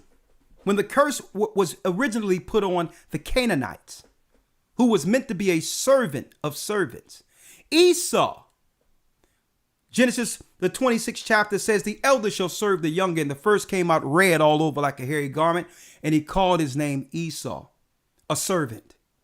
Esau, the servant, along with Canaanites, the servants, came together, created white people who was meant to serve the children of Jacob. And through their influence in psychology and religious ideology, turned things upside down. They made black, the chosen seed of Israel, bad, and they made white right. So it's not upon them. They're the liars. They'll never reverse the curse. It's upon us to reverse the curse and break that religious psychology and not become a victim by acquiescing to it and changing who we are because of it. Let's read it real quick, Elder Lawyer. They're turning up things upside down. Come on. Isaiah 29, verse 16. Come on. Surely your turning upside down of things shall be esteemed as the potter's clay. Shall be esteemed as the potter's clay. Read. Or shall the work say of him that made it, he made me not?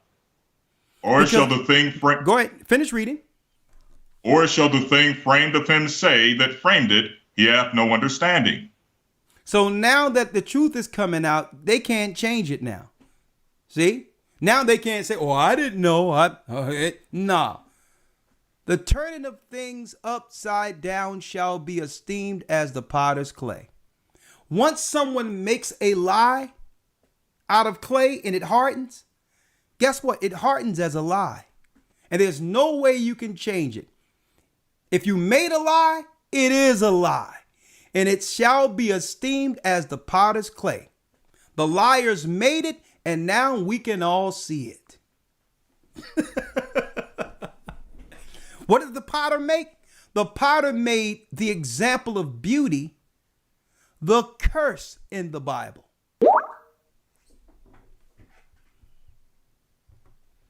Okay, I think I have something. Hold on. Oh. Let me see. Oh, hold on. Hold on. It says here. Read that again, Elder Lawyer. Isaiah 29, verse 16. Surely your turning of things upside down shall be esteemed as the potter's clay. Shall be esteemed as the potter's clay. If you make a lie, it is a lie. So they made the example of righteousness what? White. And while we were asleep, while our people lost the heritage of us being Israel, the Jesuits and others created a doctrine they would teach in black churches, claiming that black people are the cursed seed of Ham through Canaan. When really they know that's their fathers. That's their fathers. White is the leprosy. Black is the blessed. And stop looking for white people for acceptance. Stop looking at other races for acceptance. You are the image of God. Accept yourself as the blessed. And accept the God of Israel who delivered the children of Israel out of captivity. Here's another point. During the Atlantic slave trades, they shaved all the women's heads so they would not know where they all came from. As hair was the woman's identity. One could tell the woman's village, tribe, wealth, and social status you came from, based on the hairstyles the sisters had coming off of the slave ships. Now, check that out. Check that out. You can tell so much about a woman by what? How she wears her hair. It says everything. And they've done everything to do what? Breed and teach insecurity in our women to hide the beauty of their natural hair. There's so much you can learn. And that's why the Bible says baldness is a shame to be bald. So they used to shave our women's hair off of the slave ship. And now every television show have a black woman without hair meeting all the negative stereotypes that they have pushed out there for you, for our sisters, next to a feminine, lily white woman. So that we can perpetuate the curse. When you'll know so much about a woman, how she takes care of her skin and don't cover her skin. A man can say so much about a woman looking at her hair. Because guess what? How she takes care of her hair is showing the care she would have for you. See? Her hair is of one body. When a woman gets with a man, they become one flesh. And if she hides her hair and all these things, there's insecurities that's going to come out later that's going to cause the whole thing to implode. How she take care of her feet, her nails, her hair, whether or not she love her own hair, all of those things. The same way I don't expect a woman, I don't expect a woman to accept this. I don't expect, because what is that saying about this man who don't understand that women of all races are breaking their necks for a man that looks like this? They're standing in line to try to get a black man with you. But something between this guy's ears makes him believe that she wants that. The same way I don't blame a woman for looking at him and saying, you know what? Something ain't right there for if a black man don't understand the value of his blackness. How can he bleach his blessing, which is his outward appearance, and turn it into a Canaanite curse? The same way I don't expect a woman to accept this because something psychologically must be going on there. Sisters have to understand that when you're covering your beauty, you can't expect people to accept what you can't accept within yourself. So how do we reverse the curse? We fast. We break ourselves from the world and we fast and say, you know what? Ask the Most High, AHAYAH, in the name of Yeshua, to build us in his image. Sometimes women do it without even realizing what they're doing it. They're doing it. They don't know what to call it. So sometimes women are tired of the rat race, the competition that comes with trying to get someone. Women get tired after disappointment after disappointment, and they say, you know what? It's time for me to do a big chop. I'm going on a big chop. And they because they done messed their hair up trying to keep up with everyone else, and they'll just shave it all off and start from the beginning. And sisters don't even know that's the starting of a fast. When you let stuff clump all in your hair and your pores get all messed up and all that, you don't realize, sisters, the neurological damage that's being done. So sometimes it start with a fast. Let me allow the Most High to make me over all over again, and let my nails grow right, let my skin grow right, let my hair grow in like the powerful woman you could be, without the cares of this world. Why? At the end of the day, this world wasteth away, like the Bible states. Well, Elder Lawyer, I'm gonna let you come on in, and I'm gonna bring in Elder Gabar, and I hope brothers and sisters will understand that chasing whiteness is a curse. Yes, sir. Absolutely. Just to come off the back of that and kind of address things from, the biblical standpoint of, and I'm going to use simply because the article we went into earlier was mainly dealing with colonization. Yeah. We know that colonization, for the most part, in our relatively modern time, is a product of Idumean conquering of the world. The Bible states that 4 beasts would rule, and that the Roman Empire would be one of those kingdoms. Yeah. And we know that the colonization that we see in this current time is just an extension of the Roman Empire, whether you're speaking about the Germans, the British, the French, what will become America, so on and so forth. And Elder Lawyer. Yes, sir. Just write out. And I'm not trying to be funny. I mean, the Most High, I'm going to pray over this brother. May he regain his hue. But what do you think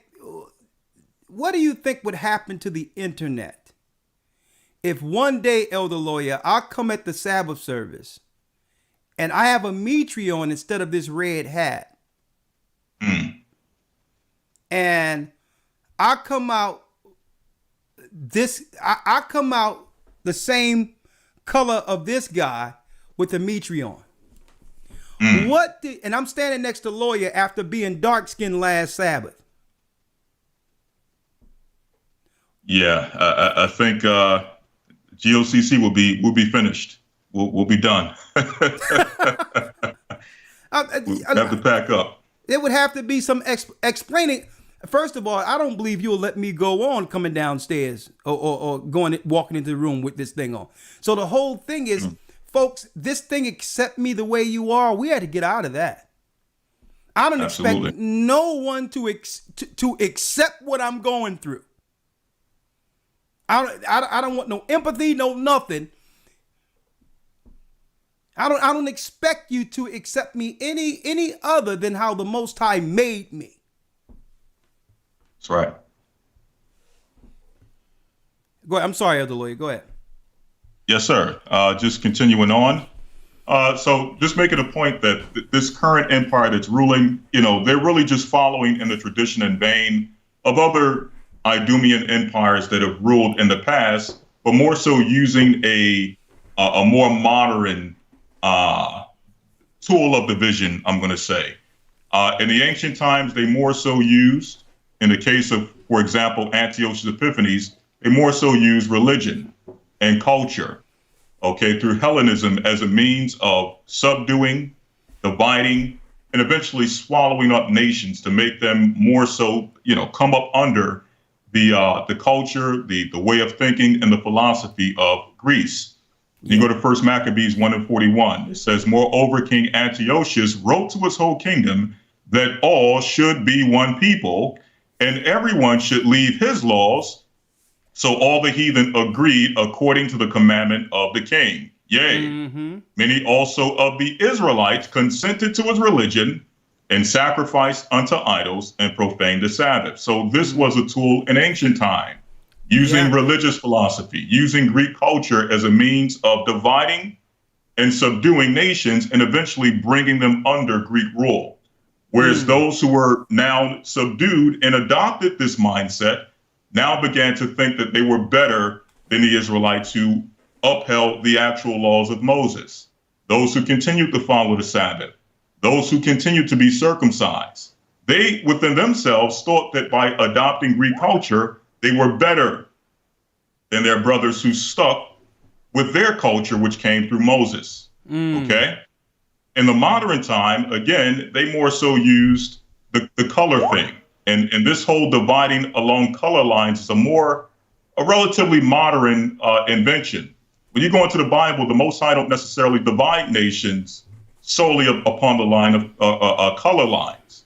The Most High divides nations according to nations, languages, tribes, so on and so forth. And even that division, to some degree, was a curse from the Tower of Babel, where nations began to now be divided into different areas of the earth, speaking different languages, so on and so forth. But that's how the Bible divides nations. The Bible don't divide according to white, black, yellow, red, so on and so forth. If you want to do history into how that came about, you can look into someone by the name of Johann F. Blumenbach, okay, who was a German. Again, Johann F. Blumenbach. He's the one who came up with the more modern way that nations are divided along color lines, okay? So now, last point, the question is, how do we overcome the insecurity that comes with skin color? Exactly. You understand? And the way not to do it. And I know a lot of brothers and sisters, fall into this trap.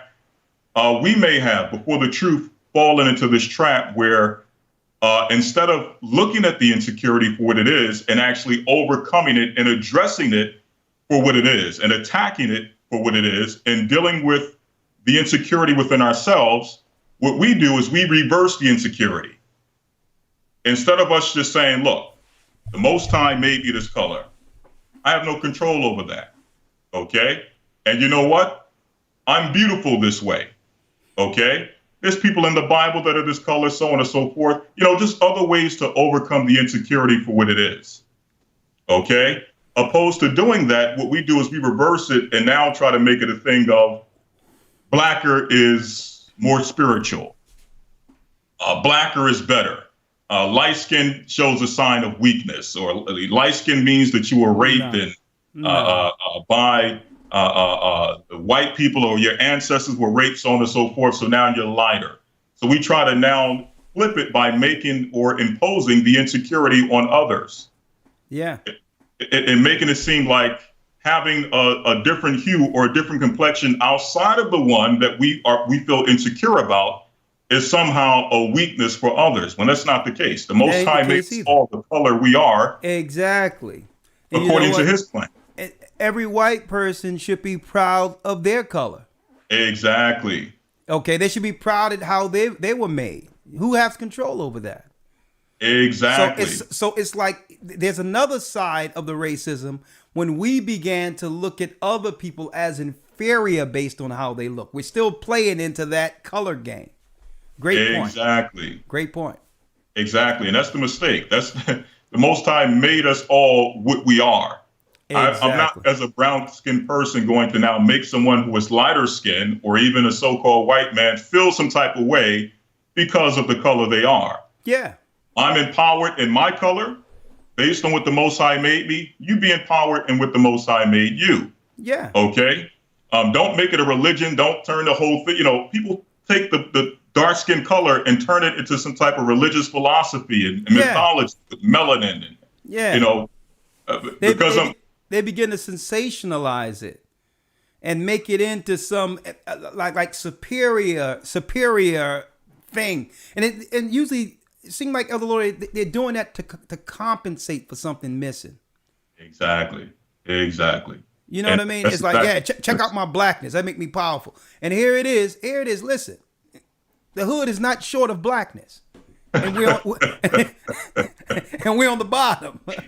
Exactly. But we want to mythologize it. We want to make it seem like, well, because of my melanin, I can fly. Yeah. Melanin, I can walk on water. And I can do all these great things through melanin. Well, why are we suffering with this melanin? It doesn't make sense. It got to be something greater. And ultimately, I want to leave it with this. I want to leave it with one scripture and close out. And this is the reality for everyone, regardless of your race, your color, your creed. This is one thing we all have to recognize, realize, and accept. Okay? No one is more superior than another simply based upon their color.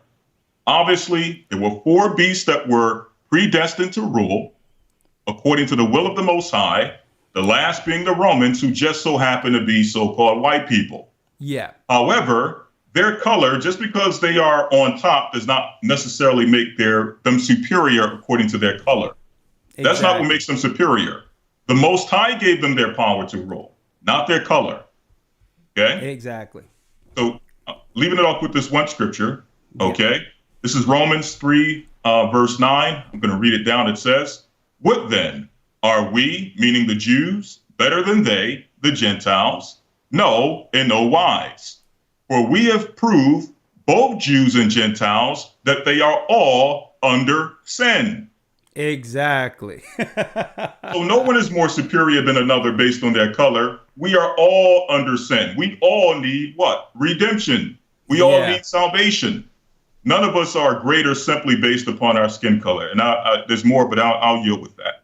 Well, whatever you have, keep it in case we need it throughout the duration of this program. I have Elder Gabar, Gaja. They're waiting on the wings. I'll bring Elder Gabar in first. And we have the phone call. So another thing I wanted to say is deep that we talked about the fantasizing of black as a religion in of itself, how the conscious community was able to creep in and see how they can carve themselves something out of the black community to oppose white supremacist ideology through Christianity. Right. So I'm going to go into that when black became a religion. And I'm with lawyer. It's deep that you brought that up because in the next academy, I'm already working on it. When black became a religion, going into the crazy ideologies that people don't even know exist amongst the conscious community. When did that start? You're going to see what created the young pharaohs, the Sinettas, and how Sinetta is really the ringleader of a whole band of chess circus acts that's dealing with all these crazy ideologies. And what are they trying to hide? What have they've been trying to hide for years? What they've been trying to hide is the fact that all of them agree with Dr. York's ideology from the Nuwabics. Now they're trying to separate themselves when it comes to what's going on with the little girls and the rape with Polite and all that. But within the black supremacist movement, when they became to make blackness a reality, a religion, there have always been pedophilia within all of those religions that were pro-black. And we're going to be, so, hey, we're moving R. Kelly. Let me tell you, these guys make R. Kelly look like Gandhi. And I'm going to tell you, they make him look like a converted Malcolm X. Okay. So yeah, I'm going to tell you right now, we're going to add that in the academy. We're going into more on portals. We're going to go into the Ark of the Covenant, and the new lesson we'll be working on, just highlighting the conscious community, just not dealing with anything personal. This is what they believe. This is what they believe when it comes to little girls too. And the majority of the conscious community religions, the pro-blacks, you'll hear about molestation and sexual perversions that came out of ancient Egypt. Hey, and I know Gabar is going to want to be a part of this. Speaking of Gabar, let me pull him in. Yes, sir. When blackness became a religion will be taught week 9 of the next Hebrew and Bible Academy. You don't want to miss it. I mean, the Israelite doctrine thing was good we went into, but we're going to spice it up a little bit, especially in lieu with the Most High destroying the spirit of a conscious community that has always inwardly been a cancer in our society. All right, let me bring in, hold on, I'm going to hang up and I'll bring y'all right back, okay? You know the routine. Yes, I'll be sir. right back. Elder Lawyer, a lot of your points were great. Hold on to the points in case we need them, okay? Absolutely. Thank you. Colorism and the Bible. Hold tight. Let's go. 1 second. All right. Hopefully, I pray that Blog Talk worked this week. I pray. Hold on.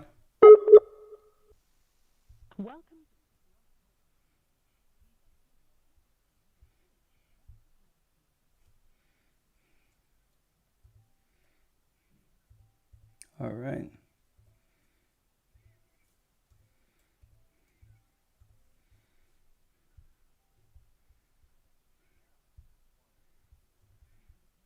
Back into a live show. We are reconnecting you now. Your show will go live in 5 seconds. 4, 3, 2, 1. Okay, Blog right. Talk Radio. Okay, right now I'm live on Blog Talk. Call on in and give your point. If you have experienced any level of what we would call sexism, I'm gonna bring Elder Gabar. I'm not sexism, but colorism. How did you overcome those experiences? Were you under the curse and believe that you were less than based on your color? And how did that impede you? We're going to talk about that also. Without any further ado, that's right. We have Elder Gabar. How you doing, Elder? How we doing? Can you guys hear me? I'm blessed by the best, brother. Okay, can you guys hear me? Loud and clear. The floor is yours. All right. Of course, you hear the topic, the curse of colorism. There must be a demon behind colorism. And could it be religious indoctrination switching us into Ham when they know that really the cursed seed of Canaan was the mark that we should look at when it comes to those who would deceive the world? The floor is yours. Well, I got so much to unpack. I just want to, sometimes I go all over the place. So let me try to be as focused as possible. So I want to address first the Sammy Sosa situation. I remember that was just yesterday.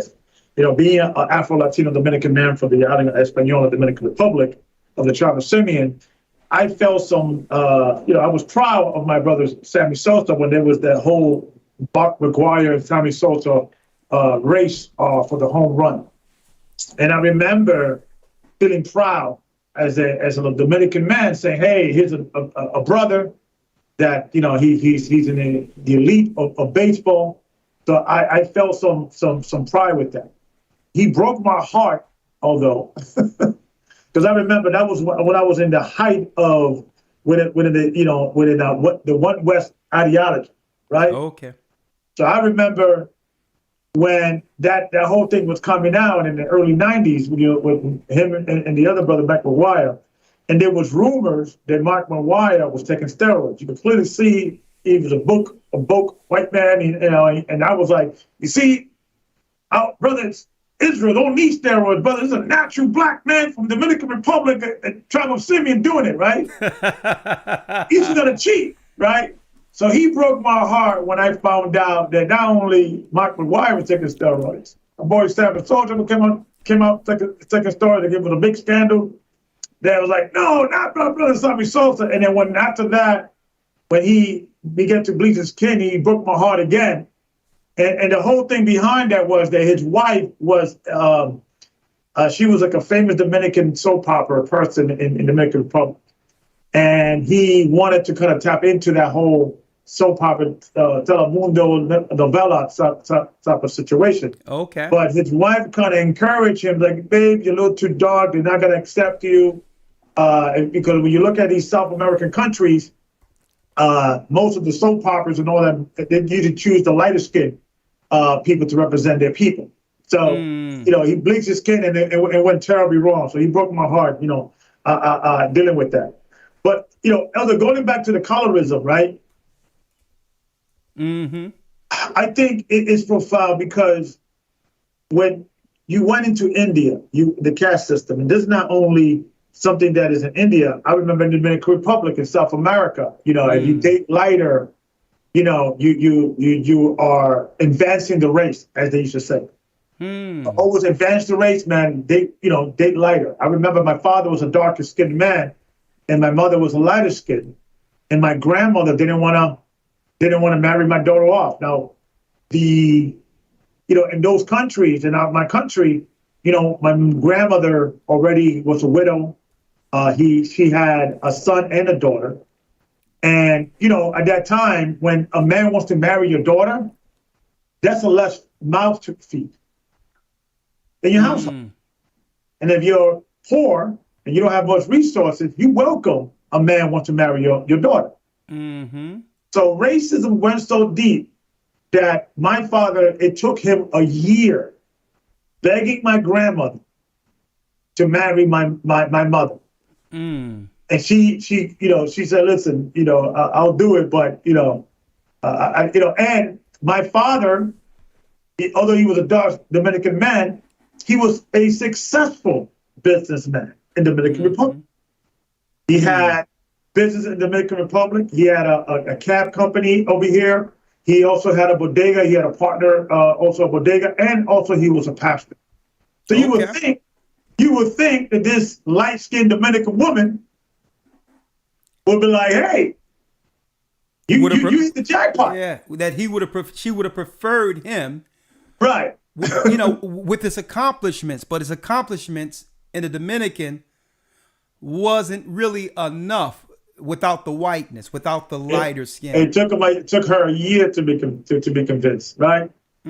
So I'm looking at that and I'm saying, okay, so this issue of blackness, and Elder Lawyer explained it beautifully, that it has become a religion within our black community over here in the Americas. But now we see that it's a global issue.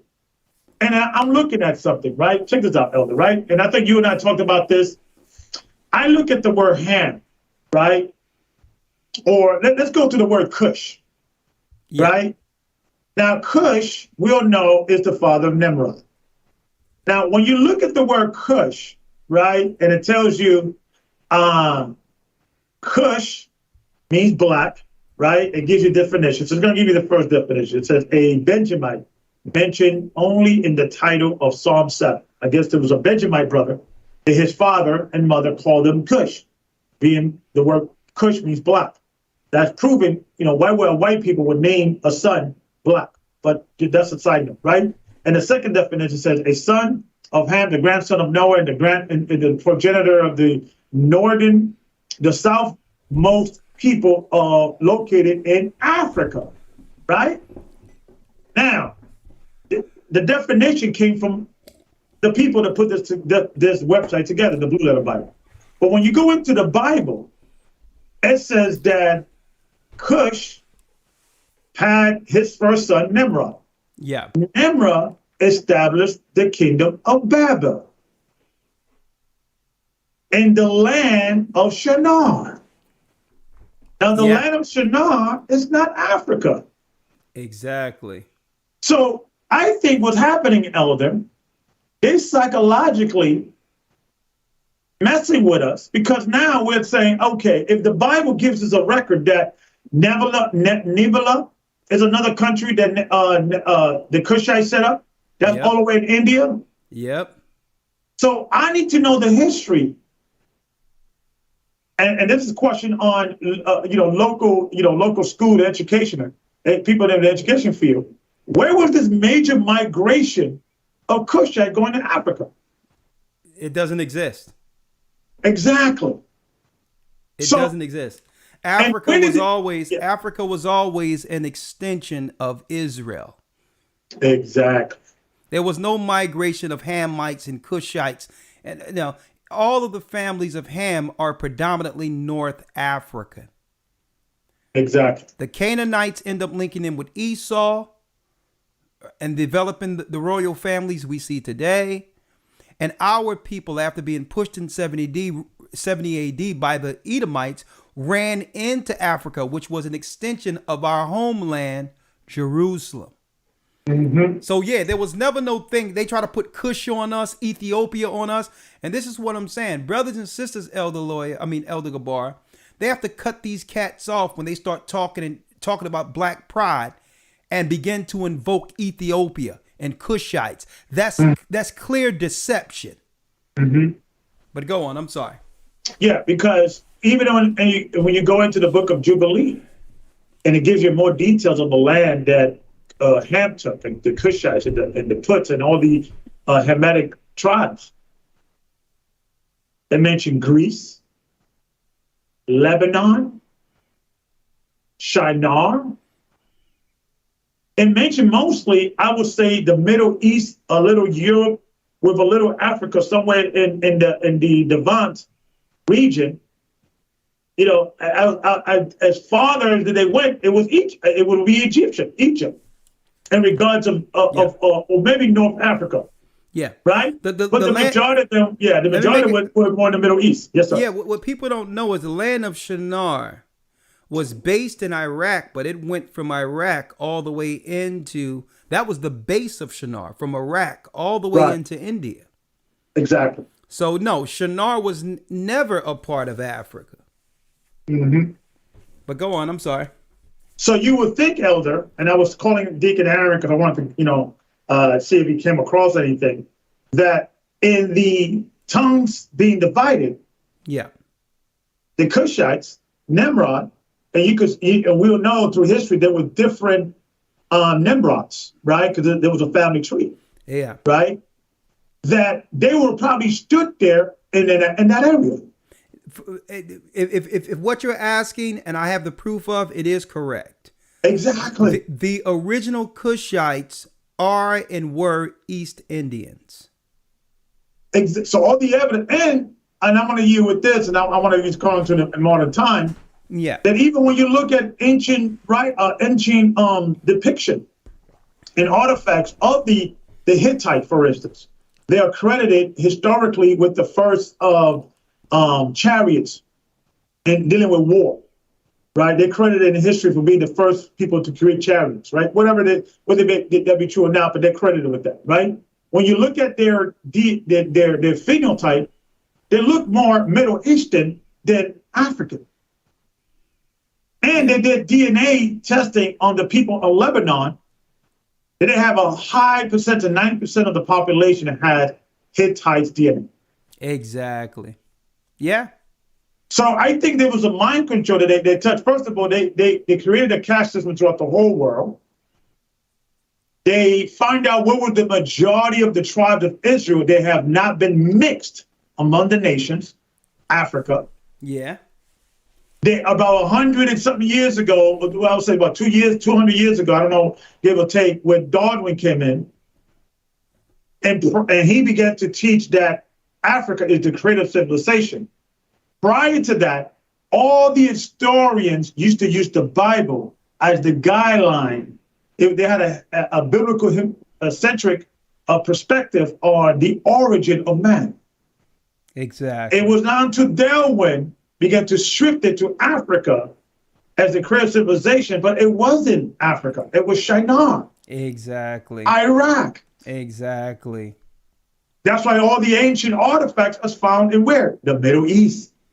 Exactly. Right on. So right now you got the caste system throughout the whole world, and now you're making the Israelites that were, I would say, mixed less from all the other tribes, right? Because Ephraim were making some among the nation. That's kind of like so not all the other tribes, right? That tribe kind of the northern tribe will be mixed among the nations, so they will lose some of their you. Not to say that I believe that all of us had different you at that time. Yeah. We had different reflection, right? But they began to demonize that particular phenotype. Yeah. And I believe, and I think I mentioned this before, that is the phenotype that Christ had. Exactly. And that's the reason why they want to attack it. Yeah. So I yield with that. The cornerstone that not just our people, but the world rejected. They're rejecting it because they're antichrist. Let me tell you, folks, think about this, folks. If Christ looked like them, do you think under Judaism they would be rejecting him? Mm-hmm. Christ would be the most famous black man, a white Jewish person that would have ever lived, that all people respect, including black people, as a Messiah. Why aren't Jewish people embracing him? Mm-hmm. Because why? This is why in the annals of Rome and all secular history records Christ as a very dark-skinned man. Mm-hmm. They would rather push atheistic teachings amongst them to question whether or not Christ existed. Mm-hmm. See, they don't want you looking into Christ's history because the Bible isn't the only source that records Christ. Secular history has Christ's stories, including the Roman annals. And everyone knew in the Roman annals, even when Pompey came up against Jerusalem during the time of Julius Caesar, and the Maccabees joined with Julius Caesar against Pompey. That's right, brothers and sisters. That's right. They know, we know the history. That was them going against the black people. Christ was a black man, and you can read this in secular history. Even in the annals of Rome, it records Christ as a barbarian, a revolutionist barbarian. And the Edomites deemed black people barbaric. All right. Now, Elder, let me tell you. Yeah, go ahead. Elder, no, go ahead. And I want to yield with this because I think this was kind of funny and ironic, right? So check this out. So I just looked up a question that says, which country are attracted to the black skin the most, right? Yeah. And I put it in this particular list. It says which country are attracted to black women the most, right? I just put there. And you mentioned Rome, right, Elder? Yeah. You know the number one place that they are attracted to the black skin is, let me read it. It says, this is from the New York Times, right? An article. It says, in Italy, I keep meeting guys, the black woman who travels for love. It says that African-American women are traveling to the country for love and finding it, in Italy. So okay. They put a list of countries that black women are frequented. Yeah, like no, they men are attracted to them, right? Okay. Like a list that let me see here. Where can I find it? But anyway, all of them were Europe. France was up there. You got of course, Italy. So when you look at the countries where the black image or attraction is the strongest, it's in European countries. But everywhere else, they look down on the black skin. Hey, Gabar, really predominantly on this side of the world. Mm-hmm. But let me tell you, especially if you're black American and you go into Europe, man, let me tell you, blacks in general are highly respected and sought after. Not just black women, but black men. All in Europe, the Greek islands, you name it. And in Egypt, forget it. In Egypt, you can absolutely forget it. I'm talking about you're not recognized as anything over here, but you go over there and automatically you have almost a celebrity status without being anyone, just being black American. I wanted to put that out there. That's deep that you bring that out there. I was thinking about that earlier. That's deep that you brought that point up. But right.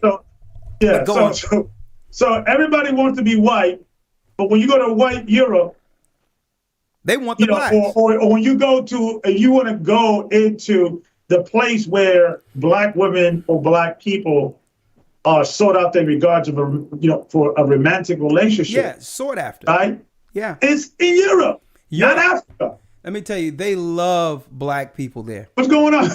But yet, we hate ourselves. Right, exactly. And you know what? And guess what? When you see, let me tell you, over in Europe, and I'm not putting anything, I just need sisters and brothers to understand, to come from behind their shells that we've been hiding ourselves under. When you go over there, it's not all the aesthetics or the outside thing. It's not the nails. It's not the hair. They want the natural black woman. They want the natural black man. That's all they want.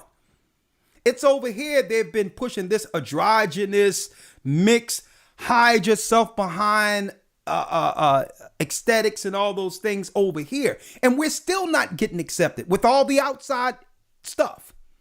And I'm going to tell you what changed the game when I was coming up. And sometimes I'm going to bring it, Elder Gaja in one moment, Elder Gabar, if you're done. But this is what changed the game for me when I realized, this it's okay for me being dark skinned, right? Because why? Growing up dark and not filling out fully as a young man, you're not going to be the first choice when it comes to little girls. And see, but that didn't affect young men like that, because young men realize I'm going to grow into myself. Okay, I become athletic, you begin to work out, and eventually I'm seeing my dad and all these people like my dad. That's going to be me in a few years. So we think a little different than young ladies growing up in school, right? It's like, well, okay, I'm not all the way there now, but I know this dark skin is going to work for me later. And that's the same stance our sisters should take but they go through that metamorphosis in school where women are unforgiving with each other, against each other, and all that competitive. And they take those ideas that were shaped through those attacks they experience or the insecurities they experience going through junior high and high school. And this is what women put on other women. And they grow up believing that the world is the same as it was when they were in school. And I think that's the hang up with our sisters. But I'm going to tell you the changing point for me in school, because I started growing up, exercising, whatever the case is. And I know you're going to laugh, Gabar, but here's the thing that changed things about me when I realized, you know what? I believe this black skin is going to work. and I'm going to show you when it happened. When Prince came out and he was on this album right here. When that went down, I'm like, okay, there's a chance. Right. When this went down, I'm like, you know what? I'm straight. Only thing I have to wait for Wesley Snipes to come back out and I'll be straight. But when this happened and people started flocking to this, and let me tell you, and that's what my father told me. My father said, listen, boy, don't worry about it. Don't be chasing no girls. Girls don't know what they want at this age. They go after the shiny stuff. But you just work on yourself, continue doing what you got to do. Make sure you understand how to make enough money to provide, stick in believing in, at that time you saying Jesus. He says, but you're going to be fine. He says, son, I never had any problems. But I'm going to tell you, Gabar, when the world started accepting this as the norm and girls started thinking that was cute, I'm like, you know what? There's a shot for brothers. When this went down, I'm like, listen, if this is what you got to do, I'll be like Paul. If I got to go out like this, I'll be Paul. I'm gonna tell you that right now. So that, and all the high tenor voices and all that, and I'm like, well, no. My father said, you say right there, continue. You gonna be fine, son. And I'm like, well, it seemed like they like, it's Billy D. Williams and El DeBarge and da. He says, boy, let me tell you. Watch them at 50 and 60 and watch how we go at 50 or 60. And that's not casting one against another. He's just saying, listen, just keep yourself healthy, eat, drink, eat, put the right things in your body, believe in the Most High. And guess what? Embrace what you cannot change. Embrace it. So I'm going to leave it there. I have to keep it with the elder. I'm going to place you on hold real quick if we can. Sir. And I'm going to take a few calls and I'm going to bring in Gaja. All right. Hold tight. Gaja, hold tight. I know you want to come in. Let's open up the lines.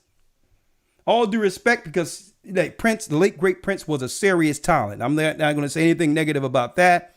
One of the greatest talents out there. But when that album came out, I'm like, well, okay, eventually, the Most High is this thing going to level set itself. Black going to come in somewhere. All right. All right. Yeah, we straight. All right. So let me. I'm like, listen, if I got to do all that, I'm good. I'll be like Paul. All right. So let's go. 515-605-9327. It doesn't matter. Are you happy the way the Most High made you? It doesn't matter if you're black, white, Chinese, Arab, East Indian. Have you been affected negatively through colorism, and have you allowed that curse to overtake you? Okay. into an unhealthy state mentally. 816 area code. And if so, how have you overcome that? 816 area code. Let's go down the line. Micaiah has a comment. Elder. Can you hear me? Yes, I can. You're in, Micaiah. What city and state? Well, the state, we know your name, Micaiah. Where you from? Kansas City, GOCC body. Oh, my brother from another mother, Rebecca. Talk to us. Yeah. Had a comment. By the way, the lesson is very, very informative and always on point. I actually got a Oxford Companion to the Bible book, and in it says that the Canaan curse of Ham, or the cursing of Canaan, his grandson, was actually a racist doctrine. So even the Oxford scholars know that, and it was written by a guy named the column was written by a guy named Stephen L. McKenzie, and I just thought that was rather interesting. They said the black Negroid skin color and features in order to legitimize slavery and oppression of people of African origin, and they said it was coined, or it was taken from the Talmud, or this doctrine first appeared in the Talmud. But I was just reading that, and I was just like, wow. And yeah, and that matched up with everything you said tonight. Brother, that's great. What is that source so other brothers and sisters can get it? I'll write it. Let me write that down. What is that source you have there? It's called the Oxford Companion to the Bible. Yeah, I got a lot of that. I probably have that here, but I'm going to get it. The Oxford Companion of the Bible. I probably have it here, but let's see. Yeah. Oxford Companion of the Bible, where it says that the original companion to the Bible, where it states that the original ideology framing that black people are from the cursed seeds of Ham was originally a racist doctrine that began through the Talmudists, though the Babylonian Talmud, which Jewish people covet till this day. It's one of their major sources or go-to books when it comes to that, when it comes to their belief system, right? Oxford's Companion to the Bible. Yeah, and a lot of people don't know that. Christians believe that teaching black people in America and the Western world it's from the seed of Ham. They believe that that's a Christian ideology that started amongst what? Christians. No. That started amongst antichrists who believe in the Talmud. So not only have they demonized Christ in the Talmud, they also have demonized Christ's people, the Israelites, who they know and was and are black people. We're not from Ham. But go ahead. The floor is yours.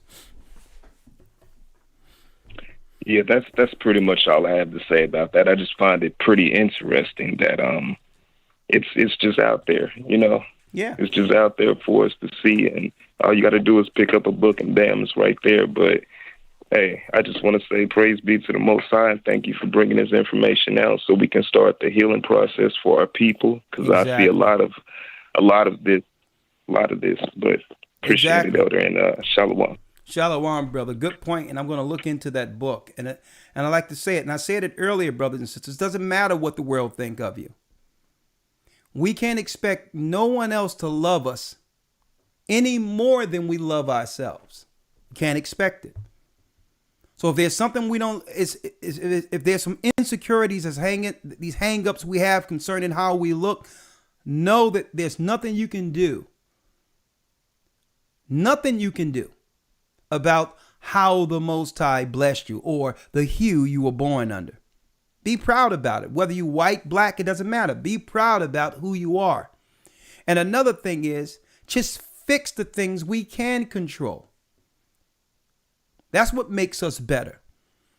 When it comes to learning the knowledge of the Most High, learning the Bible, applying His law, treating other people better, becoming a better person daily. Look at yourself and say, these are the things I don't like about myself. And it's just something physical. Guess what? Hey, I can fix that. I can exercise. I can eat right. So the things only fix what we can control. But one thing you cannot control, all this stuff trying to cut yourself open and trying to, deform your body and all that to meet what someone else's expectations. Nah. When you see people with these deformed bodies and all that, you may see one thing, but what I see is a person who doesn't love themselves, where they can't do what's natural to get them naturally to where they would really accept themselves. All right. Sunshine is in the house. Hi, hi, Elder. Hi. The floor is yours. Colorism. Okay, Elders. Shalom, hi. Shalom. Okay, Elders. Shalom, hi. Oh, Elders. Oh, how colorism has affected the whole world, and especially our people, Israel, is an intricate tapestry. The way the ruling class, and particularly Rome, has dumped this belief system in all governments throughout the four corners of the world exposes how indeed we wrestle not with flesh and blood, but spiritual wickedness in high places. And no man could have orchestrated this span of insecurities across mankind without that certain guidance. And the separation of peoples into lower and upper caste systems. And this is not following the rules of righteousness and servitude as stated in the word. Instead, we see the separation of people done to further agendas of do as thou wilt against men, women, children, and to render all who do not fall in approved categories are considered, they're considered dark undesirables within a community, or discardable, or even subhuman. And that's why they measure skulls and all of that. And with this mindset of hedonistic way, this armor of unrighteousness is used especially to drive the world, the ignorant, the destroyed, and the poor. And in this driven spirit, shaped in iniquity, we operate upside down, like you were saying, in an upside down world. So we chase after the false, fake nails, fake hair, fake dreams, and most of all, we trust in oppression and complicitness, and we chase after the smooth things because the caste is set, and we have become comfortable with our station at the bottom of the pyramid. And first we used to excuse ourselves saying, oh, we're unmotivated because of our hard bondage in this last captivity. But as you mentioned, Elder, that we now embrace that slothfulness and low effort and low desire to try and take responsibility as the chosen children and leaders of this world to be a light onto the world and operate, as righteous judges for the Gentiles on this earth. And in majority, we now know the truth, but yet want to stay asleep or go back into that comfortable slumber and let those who conspired against us and destroyed us and our families and attacked our men and our homes and coddled the women into this weird type of subjection, steeped in self-hate, skin hate, nose hate, shape hate, on and on, to take on all of our responsibilities for our lives. And we, the people, stand in limbo, and we just give up, and we choose to let the nations of servants babysit us and hush the glory of the kings and queens that were appointed. But in knowing the truth and what it means to preserve and grow legacy of the third and fourth generations of them that love him, I'm grateful for the continual reverse of this curse in us and in me. I can now see the nations for who they are. And like Elder Lori was saying, I can appreciate the many beauties that stand before me, but not before my own people. And day to day, I can see that, but I no longer desire the relaxer, nor can my daughters even fathom it or change their blessings in both skin or hair or color to any that's another nation. So now, knowing we are Israel, I can teach my children of their beauty through the ownership that they now have of their powerful, strong, comely foremothers and fathers. And instead of looking at the aspirations of the Gentiles that they've told us that we ought to be, they can put everything or everyone in a rightful place and know the world right side up and remain untouched by the ignorances that they would see, and know and appreciate how truly beautiful they and all Israel are and were made to be by grace from the womb. And that's all I wanted to say. Well, thank you, sister. All I wanted to say, Elder. Absolutely. Oh, praise the Most High. All praises. Praise the Most High. There she go, y'all. Praises to AHAYAH. Sunshine. Oh, praise the Most High. In the house. Oh, bless you, Elder. Oh, Lord, have mercy. Praise the Most High. Oh, yeah. So bless, praise the Most High. Oh. There she go. There she go. All right, I'm about to bring in Elder Gadja, but before I do so, I would like to thank you all for your continual support of the church. If you would like to support the church, you can go to gatheringofchrist.org. If you don't have Cash App, there's many ways you can donate towards this broadcast. If you like to give us offerings personally or to the church or whatever you deem, wherever you want to support, you can go to gatheringofchrist.org. If these particular broadcasts helped you when it comes to making the correct decisions and helping you with information you didn't have otherwise, and you have Cash App, you can support our broadcasts each week by using the Cash App $ GOCC 144 donate. We highly appreciate all you do to support the church. I'm going to take a few more phone calls, but yes, $ GOCC 144 donate is a way that you can actually donate towards the broadcast. Keep in mind, because we're under a shadow ban, even though we're upward on the main channel, A Gathering 144, with up to 100,000 almost subscribers, YouTube won't allow us to monetize to actually take in. You understand? There's a feature you can hit in YouTube where if you want to just, I forgot what they call it, you can just donate that way, but they won't allow us to do that. We've been shadow banned and censored for years, and they won't allow us to take in like other people who are actually driving traffic to YouTube.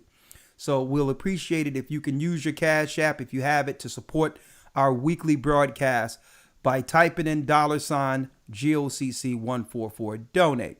Now I have Elder Gadja on the line. He's going to come in, and then I'm going to take a few more calls subsequent to that. I'm sure Gadja has a lot to say.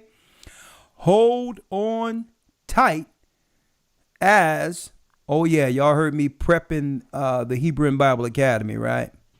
I was getting it ready. But here we go. Here's a commercial. Then we're going to come right back with Elder Gadja on how do we overcome the curses of colorism. The Bible. Is it hard to understand? When it comes to reading the Bible, the first thing that comes to mind is the fact that this is the Word of God. The seals have been broken, and the truth is here. And when we go throughout the scriptures, when we go throughout extra biblical records, we find that the language that God employed, that He used to create the heavens and the earth, was the Hebrew language. Christ said, I came for the lost sheep of the house of Israel. But yet no one, no religious leader, no religious church out there anywhere can now identify the 12 tribes of Israel. Can we? God is quite simple, but it seems as if man makes understanding Him hard. What are those mysteries? The truth of your book. And the truth will make you free. The Hebrew and Bible Academy. You're invited.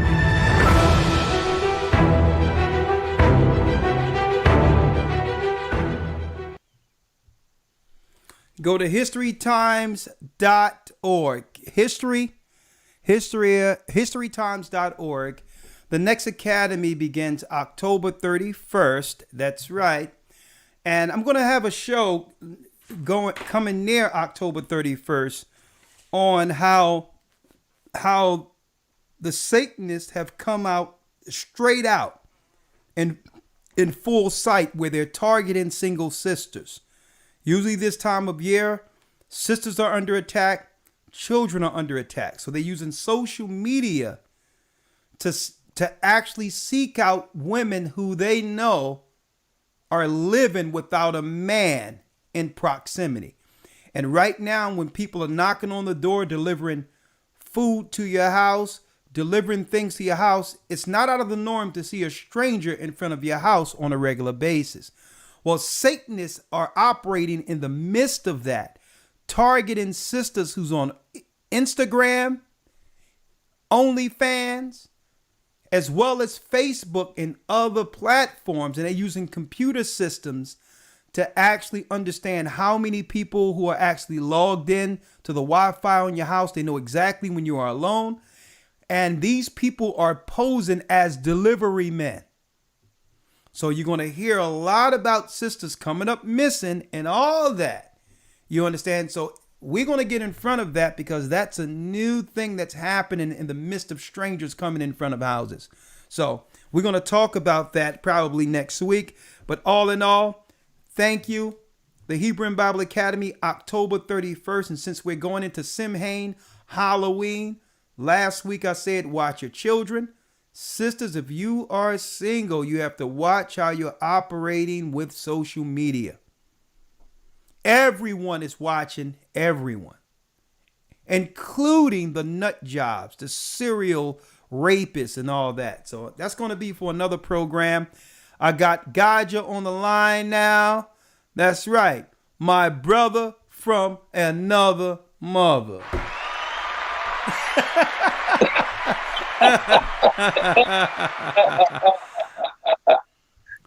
I'm doing good. I hear feedback.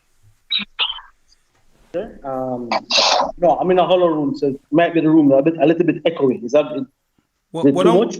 Well, don't worry about it. I won't say much. You talk, and then we'll have to worry about the feedback. Go on.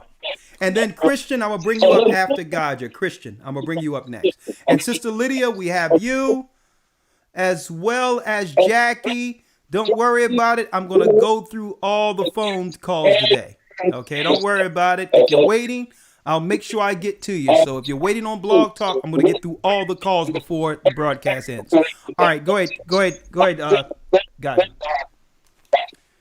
Hey, this is such a very interesting topic, timely, deep, on many levels. You know, growing up in Jamaica, colorism is a big thing here. You understand? Big thing. And as you can see, I'm not the darkest tool in the shed. So there was fours and there's pros and cons. You with me? Being my complexion within Israel. But coming into the truth and realizing that I'm like David, Roddy. The truth, the Bible is what really, the understanding of the truth is what really would get, I could say, would get people to overcome shadism, colorism, understanding who you are through Christ, understanding that Israel is a speckled bird. You with me? Israel coming in many shapes and forms and size and all that. You with me? But Gaja, you have to understand, and you got to tell the truth, right?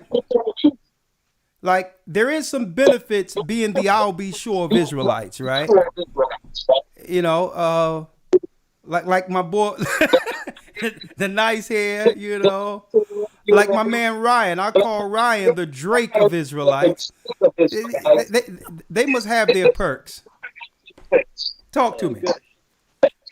Hey, listen, tell you what, Elder, Ryan is great. When you talk about like friendly banter or joke, Ryan is always on the light skin jokes. You with me and all that, and still about But go on. But it's the truth. It's the truth. There's benefits. There's pros. There's cons. You with me? Growing up in Jamaica, you see it. You with me? And it's only traveling outside of Jamaica, coming outside of the island and traveling the world, and you really start to see how how you are viewed. So if you and you said it earlier, the only people that don't love black people is black people. But everywhere else, love the dark skin. They love. You understand me? It's like it is loved right over the world. You understand me? And it's just Israel. Israel is a flavor and spice. Check this out. Let me read a Bible. Elder. All right, go ahead. I'm listening. Yeah. I'm in the book of Samuel. 1 Samuel is the 16th chapter and the first verse, right? And it says, "And the Lord said unto Samuel, How wilt thou mourn for Saul, seeing I have rejected him from reigning over Israel? Find thy horn of oil and go, and I will send thee to Jesse, the Bethlehemite, for I have provided me a king among his sons." And Saul said, "How can I go? If Saul hear it, he will kill me. And the Lord said, take a heifer with thee, and say, I am come to sacrifice to the Most High. And call Jesse to the sacrifice, and I will show thee what thou wilt do. And thou shalt anoint unto me him whom I name unto thee. And Saul did what the Most High spake, and came to Bethlehem. And the elders of the town trembled at his coming, and said, comest thou peaceably? And he said, peaceably. I come to sacrifice unto the Most High. Sanctify yourselves, and come with me to the sacrifice. And he sanctified Jesse and his sons, and called them to the sacrifice. Okay. Verse 6. Okay. It came to pass when they came that he looked at Eliab. Surely this is the Lord's anointed is before me. But the Lord said unto Samuel, look not on his countenance, or on his height of his stature, because I have refused him. For the Lord see it not as men see it. You understand? So this is the chapter that always get me when it comes to when you say you're looking at somebody light skin, dark skin. No, the Most High don't look at that. The Most High don't look at the height of men. You with me? It says, but look now. It says, the Lord see it not as men see it, for men look at on the appearance, but the Lord look at on the heart. Exactly. Exactly. This is for me, Allah. This has always been the key. This is the key thing. Now, man, we look at the Most High. The Most High don't examine you based on how tall you are, or dark you are, or light skin you are. David was actually a lighter skinned brother. You with me? And he wasn't the tallest amongst the sons of Jesse. So it is understanding that Israel come in a variety of shape, size, looks, everything. But what really matters is the heart towards the Most High. That's what matters above all. Exactly. Not judging the outward man. Because, man, I see it a lot, man. Especially that cake soap thing is big over in Jamaica, man. Big. Listen, people tell you that. I've been on the streets in arguments with people telling me that the reason why they bleach is because they get better jobs. And I ask them the question, have you had a better job since you start bleaching? No. You understand? But it's the mindset. Do they say this just so that people? Because I don't believe they really believe what they're saying. But I think they're just giving excuses they believe people will accept. You know there's something deeply rooted that's causing that insecurity. That who's going to bleach or do something for a job that you may not keep more than 3 to 6 months right now.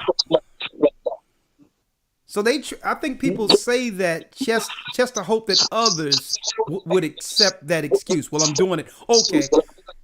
Okay, you're bleaching your skin for a job. Okay, come on now.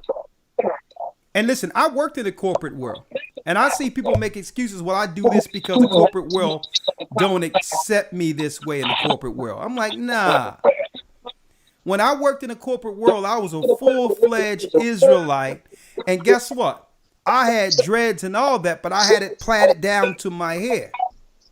And I had a shape up and all that. You couldn't tell that my dreads was all over the place. I kept everything clean. And you know what? It didn't stop me from excelling in the workplace. The same thing as the sisters. I've seen people with natural hair who curled their hair and all that, who didn't have to put stuff on their head to be accepted in the corporate world. So nah. People make these excuses. But go ahead. It's a deep thing amongst our people, man. I mean, we've got a broadcast, and even with the hair, the perming of the hair, and the perming, it mashing up your skull, it mashing up your hair, but people still doing it, saying that it's more acceptable. And the more when you tell sisters, even men, you see perm the hair, you say, no, man, we like it natural. They don't believe that. They don't understand. There's something wrong, and. We are a people in need of salvation, and in need of help, in need of divine intervention, because it's deep. And Jamaica, the cake soap. When you go into Africa, right, the Chinese people are sending in chemicals, right, that are banned in China, banned everywhere else in Europe, and sending it into Africa and the Caribbean and selling it to our people because of people self-esteem. You can look it up.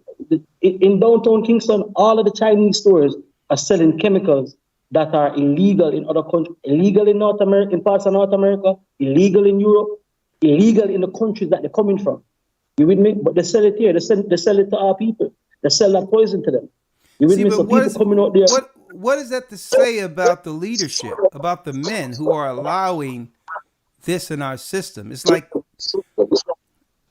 like we see the harm it's doing in our society, but yet there's no male representation to stand and say, like Nehemiah did in the Bible, and say, you're not doing this no more. You see, the politicians, right, in the Caribbean, and I guess it's everywhere now, but it's more evident here. You see it more. The politicians within the Caribbean, within the third world, and Africa and these places are extension of former colonial masters. The only thing different with them right now is that as a skin color. Irony is that you're looking at a black man who is representing the establishment's agenda. He's paid up. Understand me? The Bible calls them greedy dogs. They say, "Oh, let's do this again tomorrow." You with me? There's no love for the people. Yeah. Consideration for nothing about the people. They're getting paid. You understand me? The vaccine. So really, so really, I'm not even going to talk about that. But really, when it comes down to it, there's a wholesale change that needs to happen. And the reality is, it's not going to happen on a level in which we'll see a wholesale change where our community would begin to value itself. Obviously, the only fix for all of this is the end. But I just hope that broadcasts like this appeals to those who would like to overcome the curse. There's a lot of feedback, so I got to step out of this real quick, Gaj. I'm sorry. There's too much feedback, but that was Elder Gaj. But really, there is. Okay, put it on mute, Elder Gaj, if you don't mind. There will be no wholesale fix to this. Hopefully, this Holy Spirit, through this word and through broadcasts like this, that we can actually appeal to those who want to live above the rat race and not deal with the expectations and peer pressures of the world anymore concerning colorism or anything that would separate us from the blessings. Hopefully, programs like this will be the first step. And having brothers and sisters just accept themselves as they are. All right, next phone call. Going down the line, we're gonna drill down and just go through the calls. Christian has a question. 757 area code. Shalom, Elder. Shalom, Christian. Your location? Well, it's actually Christian. Christian. All right. Yes, sir. Location. And, I'm within the Newport News, the 757 area. Okay, my father's from Newport News. He was. All right. What's your question? The question I have is, I'm unaware if Elder Lawyer is on the line with us, or if I'm just speaking with you. Okay, want me to bring Elder Lawyer in? Here come Elder Lawyer. One moment. Time. There ain't nothing but a word. He's on standby. Elder Lawyer, turn on your camera, sir. If you may. Oh, there he is. Elder Lawyer is in the place. Elder Lawyer is present. What's the question? Shalom. My question is pertaining back, I guess, towards the podcast. Pertaining back to earlier today, you mentioned towards as far as superiority, not being deemed upon color, but as far as you my apologies, Salakia. As far as earlier this evening, you mentioned towards superiority. My question is to you, as far as that is, would you count as far as individual having superiority whom keep the law versus then as far as color. I don't understand when you mean superiority, because superiority has a dominant connotation to it. So when you say superiority, what do you mean? So when I mean by superiority, let's put it this way, because I understand what you're asking. The Most High more so find favor with those who follow his commandments.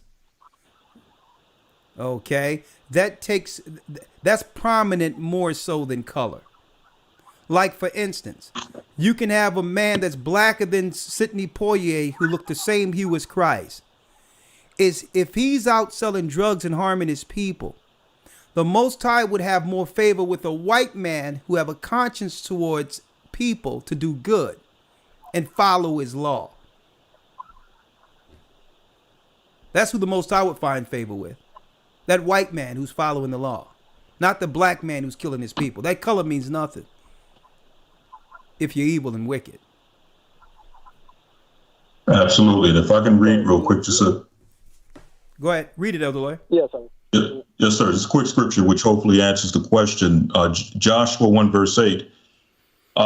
This book of the law shall not depart out of thy mouth, but thou shalt meditate therein day and night, that thou mayest observe to do all that is written therein, for then shalt thou make thy way prosperous, and then shalt thou have good success.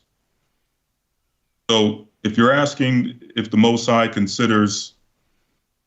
has more consideration for those who keeps his commandments, if he looks upon that as superiority or success, the answer is absolutely.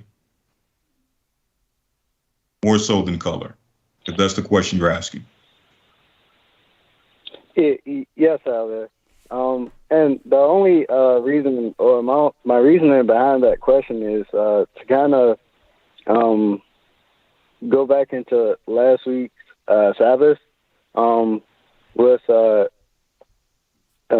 you guys bringing, as far as you guys bringing our community back towards the right path, bringing the law. And I remember you mentioning as far as how a sick being should go about it, and you was stating that they should go towards the priesthood and, get help that way. Yeah. So pertaining to my question as far as keeping the law versus, colorism. Yeah. How you guys felt about that. So thank you a lot. Like here's an example, right? Here's an example. And I think, Elder Lawyer, you and I covered this poignantly in the academy when it came to Israelite doctrine, right? Usually people flock to the provocative challenges that they see online when an Israelite is contending against a white man. Where that, because it's juicy, it's interactive, it's spontaneous, some people would frame and shape their whole religion around that and make that a doctrine in of itself. Right? So that's a perfect example where this black against white thing becomes a doctrine created by us to gain some level of favor that has really no merit at all when it comes to what? The actions we must take according to God's law to receive the kingdom of heaven. See?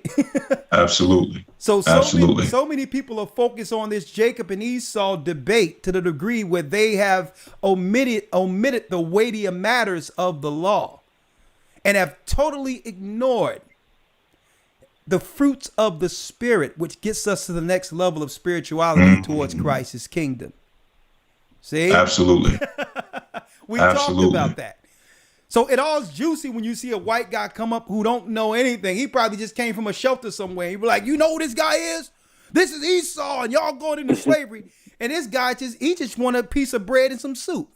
He's suffering in the same earth we are. Right. But to our people, it's like, oh, he's talking to a white man. This guy just went around the corner. He thought y'all was giving out bread today or something. So it comes a time where we have to look beyond that. And I told you, lawyer, the point that was a changing thing in my life is when I was on the street, brothers and sisters, when I was on the street, 15th and Market, 9th and Market, the two guys that's in Johanna's camp right now came directly out of my camp. Okay. Mahayaman as well as Micah Allah is two leaders in the Israeli Church of UPK right now, or School of UPK, whatever they call themselves. Folks, this is the thing that really began to change my life, reading the Gospels in the book of Acts. One day I was on the corner and I was teaching. I had on all black and red with a cape on. Listen to this clearly, brother. I had a cape on. I mean, it looked like I came out of some superhero movie or something. Black and red mitri. I had this made. I made me one, and I made Recall Karab the same garment with black and red fringes.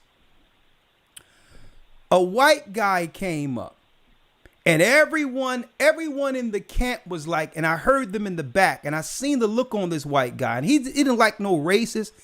He genuinely cared about people, and you can tell. I seen it in his eyes as I was teaching. He wasn't listening to debate. He was listening to not only be converted, he was listening to be healed. And I seen it. And I'm teaching this guy out of the gospel.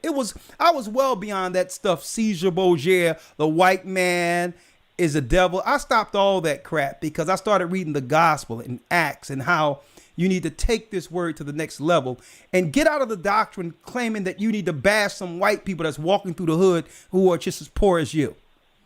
I was beyond that. Like, it must be something greater than just pointing out this white guy on the picture as an imposter, as a talking point to berate other races of people.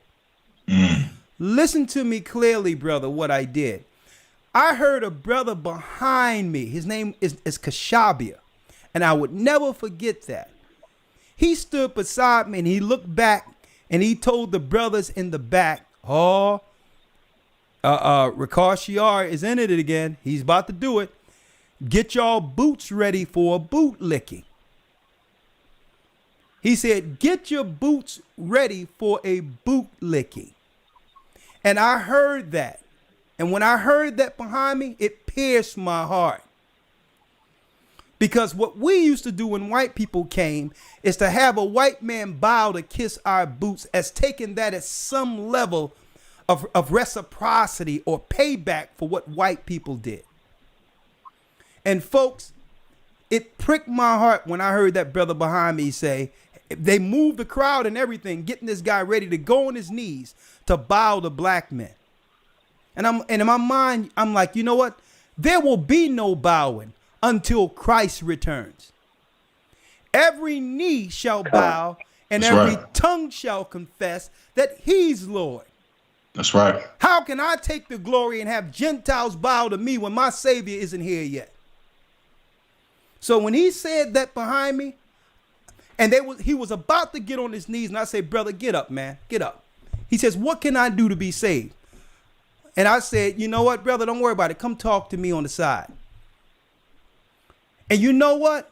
All of those guys in that camp, at that point, I was in the Israeli School of UPK. You know what? They thought I was getting soft. I wasn't getting soft. I was getting harder for the kingdom. That's what I was getting. Right.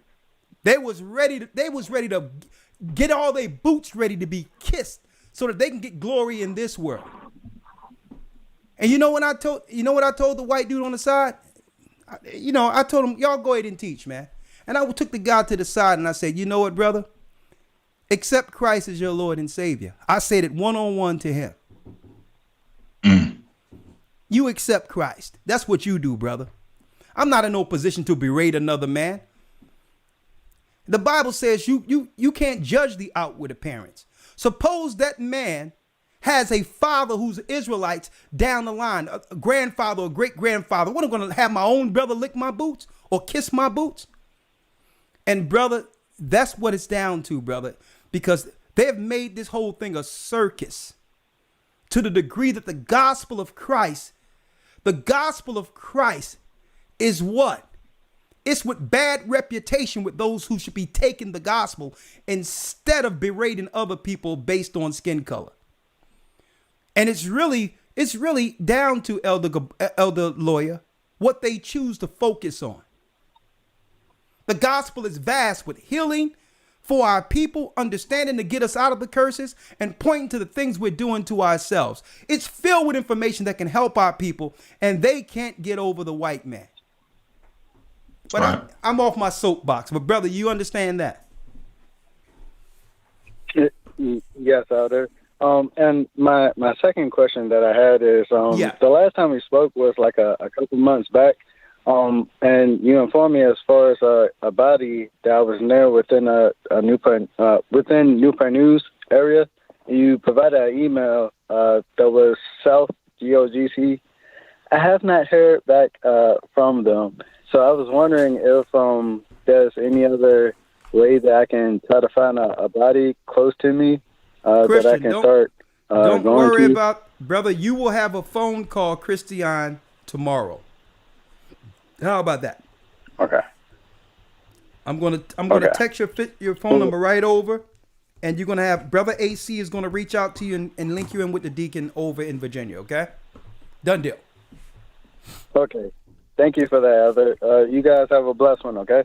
All right, bless you. All right. Thank you. Sister Lydia, 302 area code. Thank you, Elder Lawyer. Yes, sir. 302 area code. Shalom, Elder. How are you? Blessed by the best, and his name is AHAYAH. Talk to us. Thank you so much. Thank you so much for this powerful subject. Oh my God. The question was, have I ever gone through colorism? Was that the question? Yes. Yes. Oh, yes. I've been on this earth long enough to have several experiences, but I won't get into all of them. But I will share one or two. Yeah. We only have time for one, so just focus on the one that you feel impacted you the most, that you can remember. Oh, wow. Okay. And how old were you when it happened? Well, it happened, I was in my early 30s, and I was born and raised in Philadelphia, Pennsylvania, and I applied for SEPTA transportation.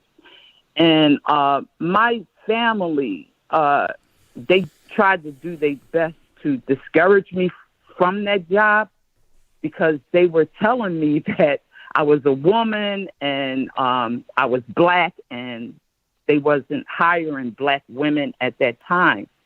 And I remember you mentioning the fact how your family can instill some negative feelings towards their children. And I was one of them that had some of those bad effects. Okay. And psychologically, really. But I went and applied for that job anyway. I mean, in fear. And I went and sat down and had the interview with the white gentleman, and he hired me because we had something in common. Not because I didn't have the experience. Okay, but he hired me because. I'm sorry, but what's interesting in this story is that the racism and the negative wasn't coming from those who you were applying to get a job from. It's overcoming the negative that keeps us on the bottom that's within our own circles. It's the negative. Absolutely. Instead of encouraging us that we can overcome anything. You have people who's predisposed to a failure mentality, tells you because they're stuck, you can't accomplish anything. And you know what, folks? I'm glad you picked this particular story, sister. We have a lot of this going on in our community. where because you're stuck at a certain area, you don't want to see someone else excel. That's a curse in of itself. And and not only that, this experience happens in family. It happens amongst our circles. That's why it doesn't matter. Growing up, I would immediately separate myself from a negative person that was in my circle, because as far as I was concerned, there was nothing I couldn't accomplish if I didn't put my mind to it. And that's the way it should be. It doesn't matter your race. When you have somebody, well, that ain't going to happen. Right. You know, they only hire white people doing that. I mean, and all that. I'm like, listen, you have to, because usually these people has a ceiling. And these are the people who who don't know how to, you know, overcome their stagnation. So go on. I'm glad you brought that out, sister, because we have to watch people in our family that tells us it isn't possible. Now, what particular people in your family was telling you that they wouldn't hire you? Who were these people in particular? Were they your uncles, your sisters, your brothers, your mother, your father? Who? Oh, well, my sister, brother, my mom, but my father always told me that I could accomplish anything. And maybe that is what moved me forward in fear to go to the interview, you know, because, you know, what did I have? I didn't have anything to lose, you know. So I got the job, and wow, that brought my self-esteem up so high because I went against my family members in spite of. Sister, you know what I couldn't stand myself? Because, you know, I live right there at 15th and Diamond, right there in the middle of the block. I mean, I believe that our family was really one of the heartbeats of that whole neighborhood, right on Diamond Street, right in the center. And it was apartment A, B, and C, right? I lived right there at 1526 Diamond. And we had 3 apartments. One thing I couldn't stand is because at one time somebody lived in the apartment. I'm not going to say their name, right? And what I couldn't stand is when I went down, when we would go down the steps, you would have, it was his sister lived in the apartment next to us, I mean downstairs, and she was combing her daughter's hair. And just say if the daughter did something that she didn't like, or she was mad at her daughter. And I used to see her daughter sit there crying, getting her hair done because the mother was taking something out on her daughter, doing her hair, pulling her hair like this and taking a pic like she was trying to harm her daughter while doing her hair. Wow. I experienced this, and I seen this. Beautiful dark-skinned sister. But what's to say? It's here, your nappy hair, da-da-da-da-da. And one thing, I'm like, you know what? And now that I look back at it, I can see how this girl who had long hair, but it was bushy and all that, could not value how beautiful she was. Right? Because everybody liked her, but you could tell she had insecurity issues. And I never could understand that, how you can sit there and move your daughter hair around because you upset with somebody and comb her hair like this. And guess what? That's something in our neighborhoods, growing up on Diamond Street or growing up in the hood, that's actually pushed under the rugs. Right? We sweep it under the rugs and not realize the long-term impact. But really, this happened more frequent than we're willing to talk about. So we'll talk about, and sometimes I have to watch that too, about women covering their hair, not wearing their hair and all that. But there's a lot of internal scars that our people don't talk about, that's inflicted on those who we thought would love and care for us at that impressionable time. These girls, that's abuse. So I've seen that. I've seen people get hit with combs and all that. I've seen girls come to school with hot iron burns on them, all types of stuff happening. That's ignored. But that's so, and that goes to the point. I don't want to end this on a down, but that goes to the point. Is colorism more so self-inflicted than it is the white man setting up a caste system to divide us. That wasn't a white man on the step doing this to a young girl, who not making her realize her long, beautiful, puffy hair was just off the chains. It was nice, but she would rather cut it off than go through that. Right? I digress. Let's go. Yeah, and another thing is that my aunt used to say that black was ugly. I would be sitting among her, and she would be like, "Oh, she's black, she's ugly," and I'm like, "Black is beautiful. Why do you keep saying that?" I love my aunt to the day, but she hates her black people. I'm telling you. Oh my God! But you know what? I have 2 grown sons. And I reverse that. Man, listen to this. This is kind of.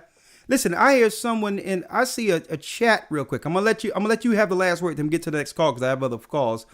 But there is a sister, Humbleness Zion of Judah. She stated, and I pray that you overcame that, sister. She says, my mom used to be like. She says, my mom used to be like that. And you know what? And I'm glad. Listen, I'm glad brothers and sisters are able to get it out. The Bible says confess it, get it out. Because usually no one even talks about some of what we've been hiding and concealing as scars, and through arrested development, we're still there believing that what? That black isn't good, our hair isn't nice. That's arrested development if we didn't get over that time that we were abused. Verbally and otherwise by those who were supposed to love us. So I'm glad you brought that out, sister, and I hope you've overcome that. But go ahead, you have the last word, and then we'll get to the next call. Absolutely. I just would like to thank you for edifying your brothers and your sisters. Praise the Most High. I have signed up for the academy, the next academy. Thank you. I paid the $150, went ahead and got it done and over with. Thank you, sister. I will see you Sunday. Thank you. See me Sunday, and since you enrolled, I'll see you for the new enrollment that starts October 31st. I really appreciate you, sister. Yes, thank you. Bless you. Bye-bye. And see, I'm glad we're talking about it, because one thing, this is how we break the curse. Because now mothers going to do that special care, not to inflict those insecurities on their daughters, and let them know, listen, that woolly hair is beautiful. That dark skin is the skin of the chosen. You are not to be ashamed about it. And don't let peer pressure break you. Because I'm going to tell you, folks, one thing about sisters who stand in their beauty and all that, when it comes to their hair, their looks, and even brothers, other nations begin to mimic it. Okay, that's what happens. Why you think women try to have the cornrows and the afro puffs is because some strong women stood up and say, nah, I'm going to be the example that sets the trend. That's why. And weren't ashamed of it. Other races are trying to be that way because some people didn't break and feel less than. That's right. They wore their natural selves as the Most High intended. All right, let's go down the line. I only got a few more phone calls and then we'll be done for this evening. Great broadcast.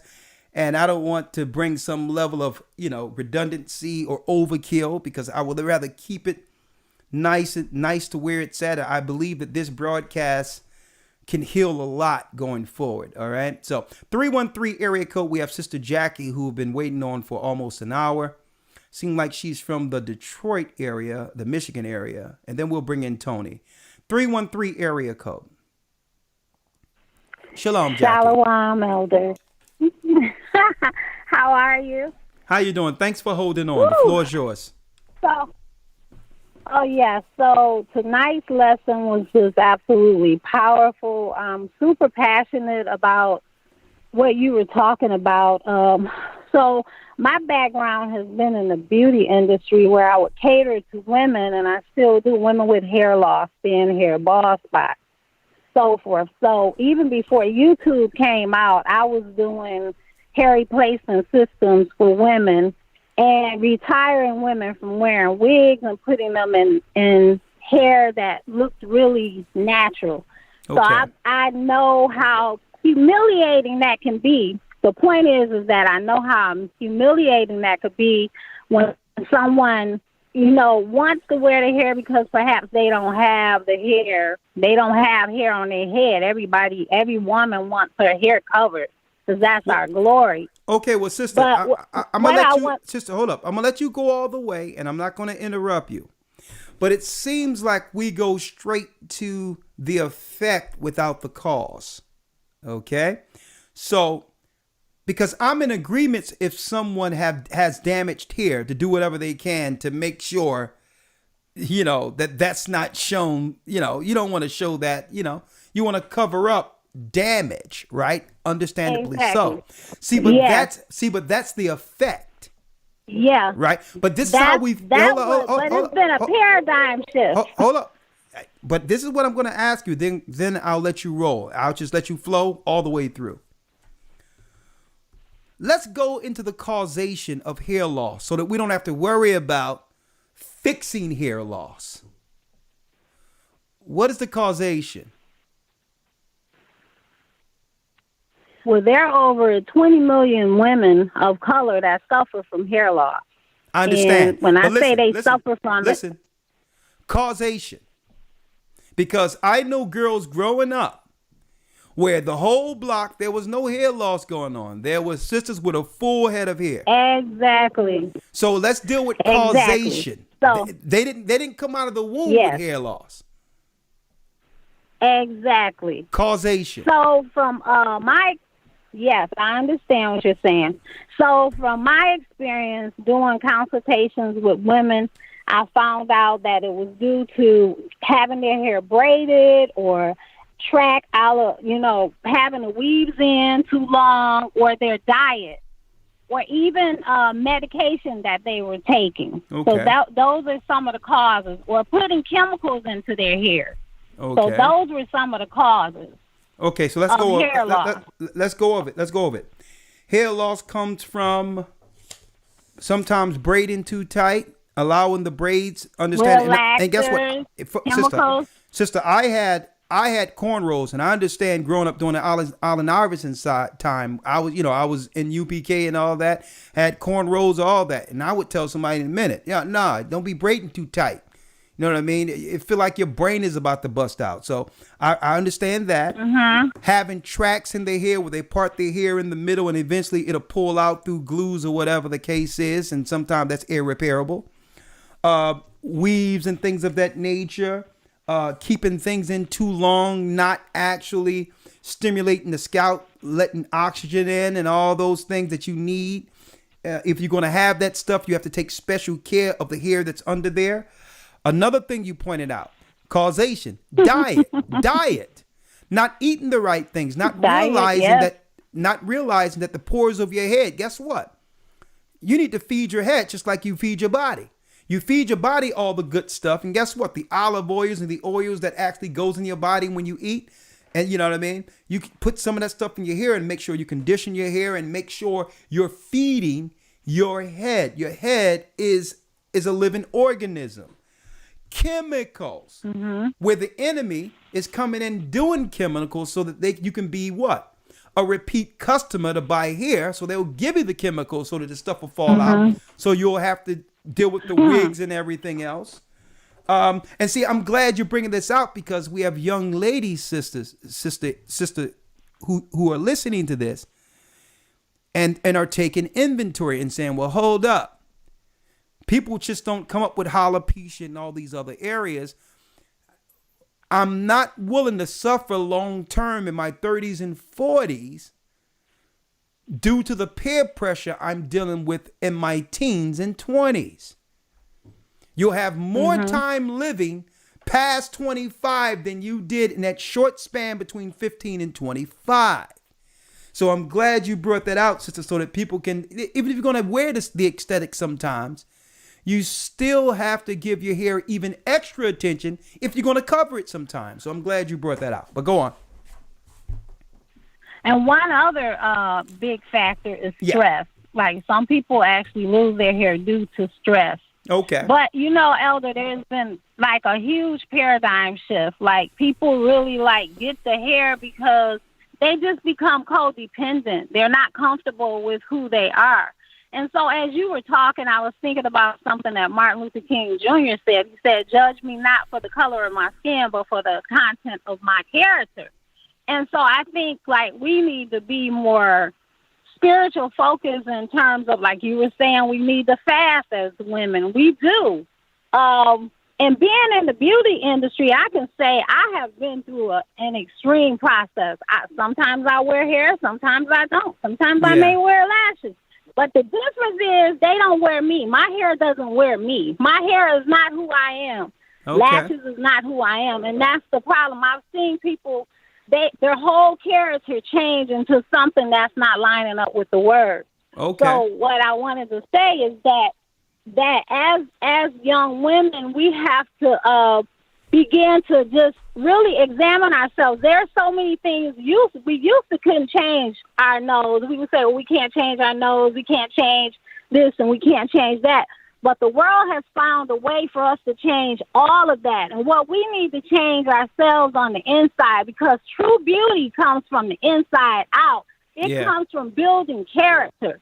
You know, you're not beautiful because you're light skinned or not beautiful because you're dark. It's because of the character in Galatians 22. And we have to be willing to pull away from people and build that character, because honestly, I've never felt so good like about who I am becoming in Christ, because I'm growing in him, and true beauty is true beauty that's coming out. It's Praise not the about Most High. The hair or whatever, but I take pride in that too as well. And so what I want to say to the women is that you are fearfully and wonderfully made, and we have to meditate on that. We have to own that. Like, we are fearfully, and the Most High didn't make any mistakes when he made you. Exactly. You know, there's no comment. You know, nobody look like you. You got your own blueprint, and you have to own it. You know, and you have to, like Elder said, we have to fast to pull that character out and not cover it up with the hair and cover it up with all these outward things, because at some point you got to take that off and look in the mirror and love that person. Love the person that got curly hair. Love the person that, however your hair is. Thank you, sister. I appreciate it. That's what I wanted to say. Elder, thank you so much. Fantastic information. Shalom. Fantastic. And see, Shalom. And these are the conversations we have to have, not being judgmental, not understanding brothers and sisters' journey that got them there. Because why? Some of us have made our own errors, and if we had a chance to go back and do it better, we would. But all in all, we can do it better. We do have an opportunity to fix and go back. Understanding our children are us. That's how we fix it. We make sure our children become a better version of us. That's how. Somebody say, if I can go back, I would fix it. Guess what? The Most High put us in position to do just that. Hence these conversations. All right. Now, this leads me to what we're going to talk about in Patreon. I wasn't going to talk about it, but since we're talking about health, I might as well show this right now before I pick up the next phone call. I'm going to just take the rest real quick. Please give me 2 minutes per call so I can go through all of you, and we'll conclude the broadcast. It's been a great broadcast, which tell you the truth, there's no need in overkill, like I've mentioned earlier. But I must show this since I'm going to go into this a little bit on Patreon anyway. What brothers and sisters don't know that's affecting their health. 11 American foods that are banned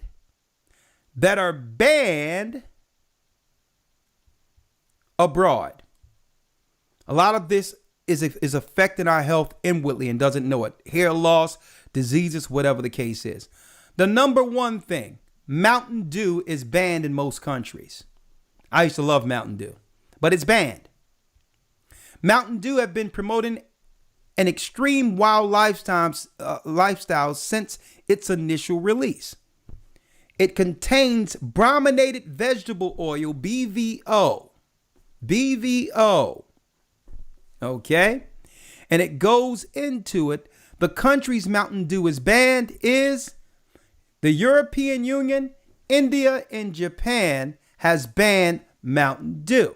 Well, guess what? How many of you have this in your refrigerator right now and wonder why you're losing hair and everything else? Post Honey Made S'mores. That's right, by Post. Is banned. It's banned in most countries because it's a human carcinogen. A carcinogen means it could cause cancer. Hydroxylene BHT. It's banned in the UK, Australia, New Zealand, Japan, on and on. Skittles, number 3. Skittles. It's banned. Why? Because of the products contain yellow 5 and yellow 6.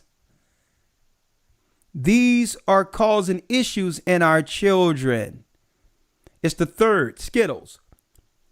RBGH or RBST milk. That's usually the normal milk that isn't organic inside our supermarkets. And it's carcinogenic. American Cancer Society talks about this. It contained RBGH. You got milk? Hey, well, based on this, which is banned in European countries, Canada, a lot of places will not accept U.S. milk, and it's because of that. M&Ms.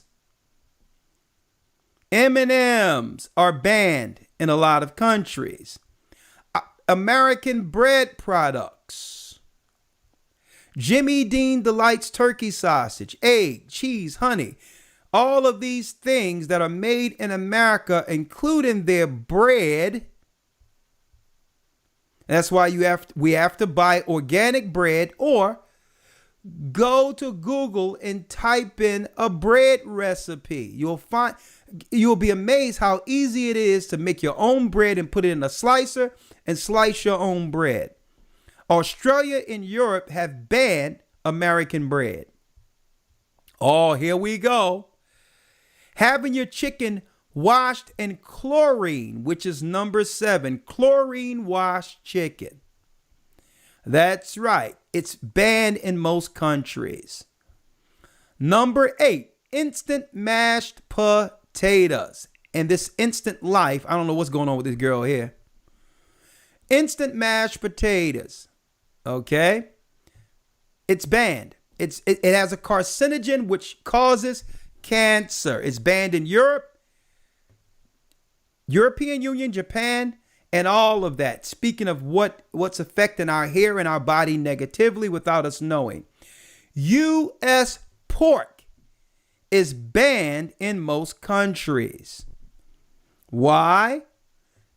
To affect the cardiovascular system and cause hyperactivity, behavior changes, you are what you eat, ban the use of drug ractopamine, which are used the majority in the United States on American pigs. Now, pigs are an abomination in of itself, but we are not to eat pigs, let alone American pigs that has a carcinogenic agent that have America's pork is banned in over 100 countries, brothers and sisters. Over 100 countries have banned American pork. U.S. breads and rolls, I already talked about that. U.S. beef that's not grass-fed is actually banned in most countries. Okay, so I'm going to go into the health side more so on Patreon this coming Friday. You go to A Gathering, Patreon.com/A Gathering 144, and we're going to go into that because they're doing a lot to this food that's actually having brothers and sisters exhibit the symptoms for what's going on right now. I can't talk about it here. We'll talk about it Friday, but I thought I would mention it before we go off the air. 340 area code. Tony, how are you? Hello. We have 2 minutes Elder. per call. How are you doing? I'm doing well. Okay, 2 minutes no per problem. call right now. Okay. Talk to us. Well, I just want to say today's lesson was really great because I struggled with loving myself as a dark-skinned woman. I didn't start noticing how dark I was until I came here to the United States. And I came and I was living with my dad's side of the family, who are actually dark-skinned as well. So they always used to call me, Duppy, Blacky, and they used to call me names and just tore me apart. And I was 6 at the time, and I just never understood how can my family member who looked just like me, call me names like that. It seems to me it's that this damage is more inflicted through our own people than it is white people. Right? I've seen so. Because I've seen so. Listen, white men be breaking their backs to try to find dark-skinned women sometimes. Right, so white people don't have a problem with dark-skinned women. So I think this is something self-inflicted and that needs to stop. But go on. Right. So that made me insecure growing up to the point where I started bleaching myself when I was 20. But I didn't realize how pretty I was until I moved away to go to college in West Virginia, where, the other races were finding me attractive. And it's like, okay, I have these people who think I'm pretty, but my own people don't find me attractive. Yeah, what's the issue? Sister, your own people did find you attractive. You were damaged by your family, and you perceived that the other people on the outside of your family thought that way. You see, that's part of the curse. But growing up, you see on TV, I'm gonna tell you, it was your family that instilled those insecurities, and you believe that everyone else was viewing you through that. And I know this because I came up with dark-skinned girls and all that, and then after speaking with them, and you would ask them, where you getting this perception from? I think you're pretty. And then when you start talking to them, they say, well, my family, my brother used to always call me this. My mother told me this when I was growing up. So really, women begin to internalize that and believe the attacks that's going on in their family is how the men on the block or around are actually viewing them. And therefore, women begin to shy away from approaching or getting approached. And it's time that we break that stigma. Right? But go on. I'm going to let you have the last word before getting to the next call. Right. So I was 26 when I started to realize that, me being dark-skinned is okay because there's nothing I could do about it at this point. It was always okay. And right. But it wasn't until I started reading my Bible and I'm just I'm focusing on the wrong things. I'm focused on my looks when I should be focusing on, the fruits of the Spirit. How do I obtain those things? Because over the time, you get bitter, you get angry, you start to possess these personalities that's not attractive. So I had to reprogram myself to learn how to love myself. I cannot say I love God without saying I love myself first. Exactly. How can I say I hate me but love God? I can't put that in the same sentence.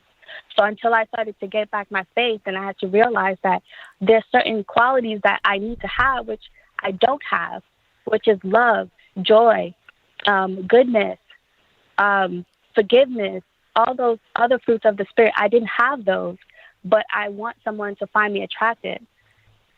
But based on just my looks, but my personality was horrible. So I had to learn how to reprogram myself and get my mind right and my soul right, and then focus on other things. Thank you. You know what? It's just a great call, and you're better for it. Blessings. And I'm sure the Most High is going to bless you with someone who can appreciate what others couldn't. Bless you, sister. And I like to say this real quick, because some people put out there, well, you know, brothers out there had a preference of red bones and all that. Sisters, I'm going to tell you this right now. I'm going to tell you this right now, right out. How y'all view things is entirely different than how men view things. See, what women do sometimes, we'll talk about it. Maybe the guy you wanted a red bone. And you'll begin to internalize that and believe that's everyone. When really that's an anecdotal for that particular scenario you dealt with. And women do that sometimes. They internalize things and believe, nah, all guys wasn't chasing red bones. Maybe the guy you liked at the time liked the red bone. Okay, so that's part of the curse. Who that? Elder Gabar? Yeah, Elder. I let me bring you in. Yeah, I got a question for you. Having this conversation and listening to Sister Testimony, I got a question for you. Yeah. Let me bring you in so they can see you. Absolutely, Elder. I'm glad you're there. One moment. Let me bring them in so you can see you. But see, I'm glad, Elder Gabar, that we having these conversations. Yeah. Because these are the things that people, kept internalized without actually getting over these things, right? And I'm sure some other people are experiencing this on the side, not saying anything, but are taking inventory to come out of their shell and just accept and understand it's okay being who you are, who the Most High made. But go ahead. I'm listening to you, Elder Gabar. It's you. Yeah. So I wanted to maybe run this by you. Do you think that, this negative stereotype that this is not all Black women, but the negative stereotype that, Black women are tough and unagreeable and combative. Do you think the tide into that stereotype comes from being told by our peers, you're not Black, is not beautiful, you're ugly, you're ugly, Black, beat, it's always the Black associated with the word ugly, that kind of created a attitude, because it's like projection, right? If you think you're not good looking and someone is hitting on you, you're going to think, okay, he just probably wants to just have a fun night with me. He's not taking me seriously because I'm ugly and Black. Yeah. So do you think that, and of course they're not ugly, right? Because Black is beautiful. But do you think that psychologically messed up our sisters in our neighborhood, that it couldn't even affect their relationship? He cannot love me. He cannot really be real. I think he's cheating on me. There's no way he cares for me. Because a man, I've been told that I'm not this, I'm not that. So I just want to, hear your thoughts, and maybe that's a connection. Listen, I'm gonna tell you, the Western world in general did a horrible job on women in general, not just our sisters, and it came through setting a standard of beauty that would drive a market for beauty products. It was more about the bottom line. You make more money instilling insecurities in people. Right? When usually traditionally, we gain our value as a people, man or women, based on what? The family's expectations for their children, not the world. Right? So that's number one. it did a bad job because they have to go out every day to compete in a market that's driven on this market was built, brothers and sisters, right out on developing insecurities through women. This is how you get them to purchase things. Yeah. Right? But I would like to say this real quick. Okay. I would like to say this real quick. Right? Men and women are different. The Bible says, give honor to the woman as the weaker vessel. So when you say certain things that will actually be an attack on woman's beauty, because believe it or not, women beauty, the hair and all that is really what cuts the ticket for them in life. Right? On what husband they'll have, their dreams concerning the house they'll have. Their beauty is a key component of that, and has always been. Men are very visual, and usually the prettier women get more chances, right? So when the Bible says give honor to the woman as the weaker vessel, right? We have to understand the impact of words when it comes to what we say to women, our little girls, and especially because, listen, sometimes we have fights and all that, right? Growing up as siblings. How many times my sister called me, you black, ugly roach and all that? And you know what? It didn't have no effect on me. My sister darker than I am. And every time we had an argument, she called me black. I'm like, well, that's clear. That it seems right to me. Right. The hue of I've seen. Okay. But I couldn't have said the same thing to my sister without it having a long-term effect on her. Mm. That's the difference, Elder Gabar. Gotcha.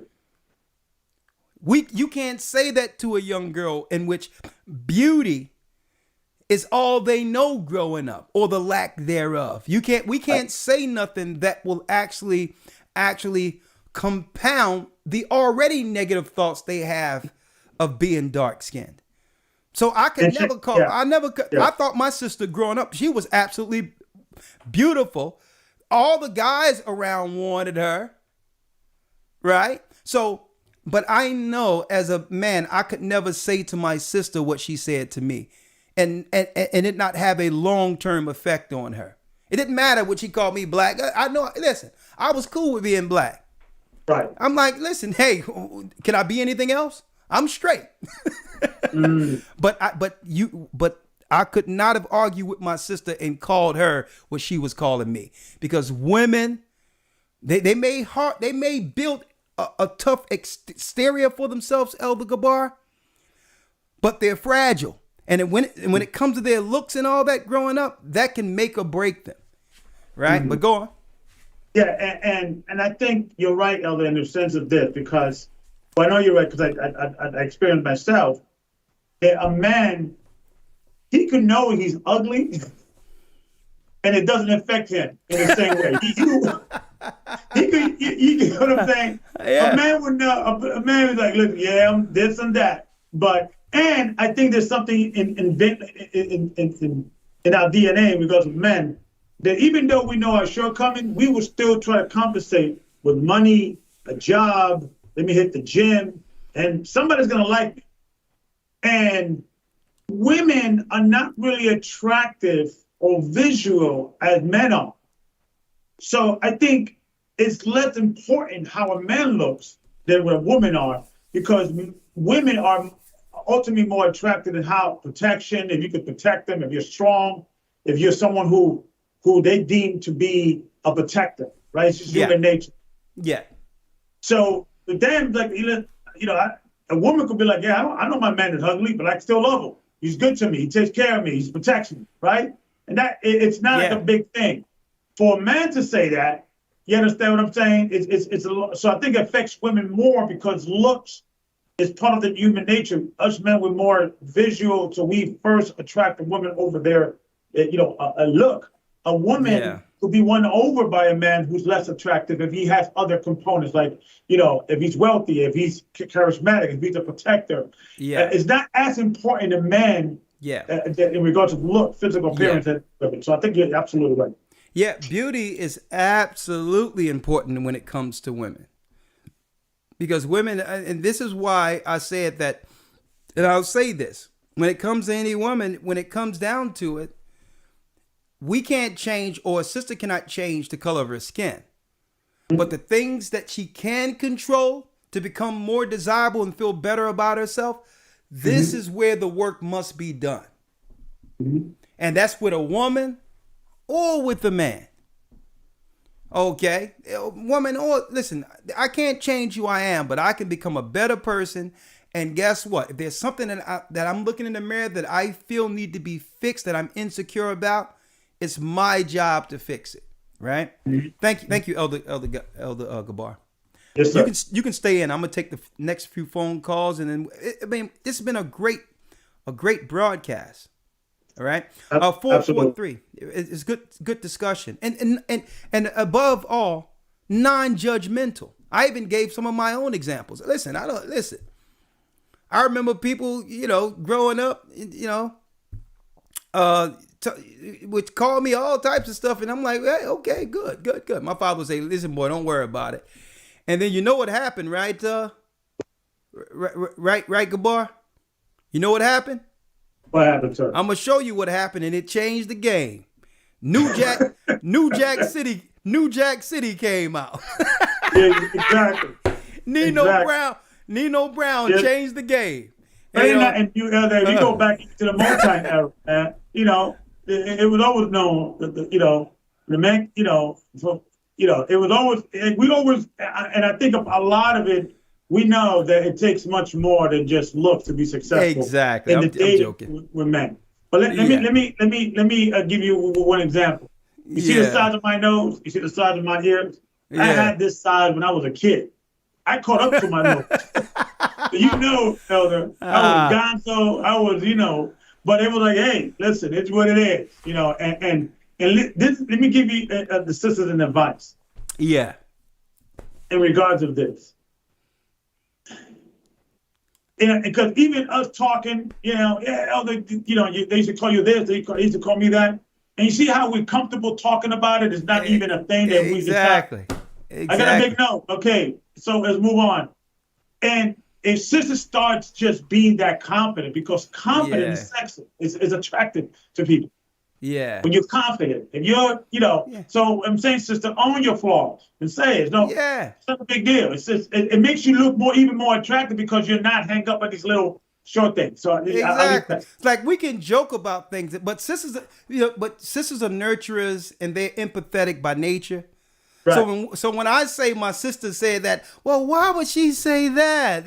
But that's a woman, that's a woman's natural reaction. Oh, that was cruel. No, we are men. Okay, that doesn't affect us like that. Okay, what doesn't hurt me makes me stronger. And guess what? Sometimes we have to have thick skin, right? So I just wanted. I'm glad you brought that out. Yes, sir. I'm gonna keep you in as we take these calls together. 443 area code, Sister Danita. Sister Danita, you're live. 443 area code. Okay, there goes Sister Danita. Okay, we're going to open it up for Angela. She has a comment. 207. 207. Okay, going once, twice. Hi, Elder Recall. The floor is yours. Where are you from? Where are you from, Angela? Can you Where hear you me? Okay. Sister, hold up. Hi. Are you listening through? Are you listening through YouTube? Everybody, or are you listening through the Blog Talk? Because this delay is not going to work if you're listening to me through the computer, through YouTube. Blog Talk. Okay, the floor is yours. Blog Talk.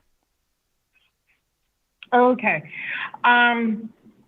When I was growing up, I was around the black girls. I'm mixed, multiracial, but I know that no such thing as that.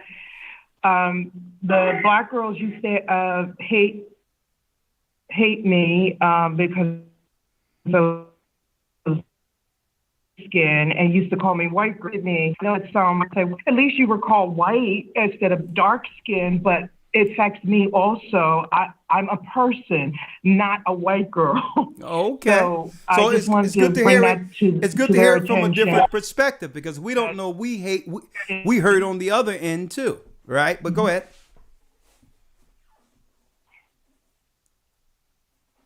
Right. And when they used to call me ugly, I used to look at them like they were crazy. Mother, I said, Mom, why do they call me ugly? What does ugly mean? I didn't know what ugly meant. That's how silly I was. Children can be so cruel. She said, you're just jealous because you're cute. So it never affected me. Excuse me? No, it never affected me what the girls said. A lot of times I just didn't want to be around girls. Excuse me?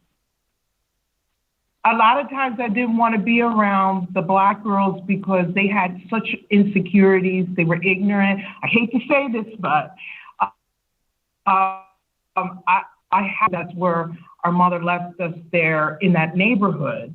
And I wasn't trying to be better than anybody. It's just that I was a better person.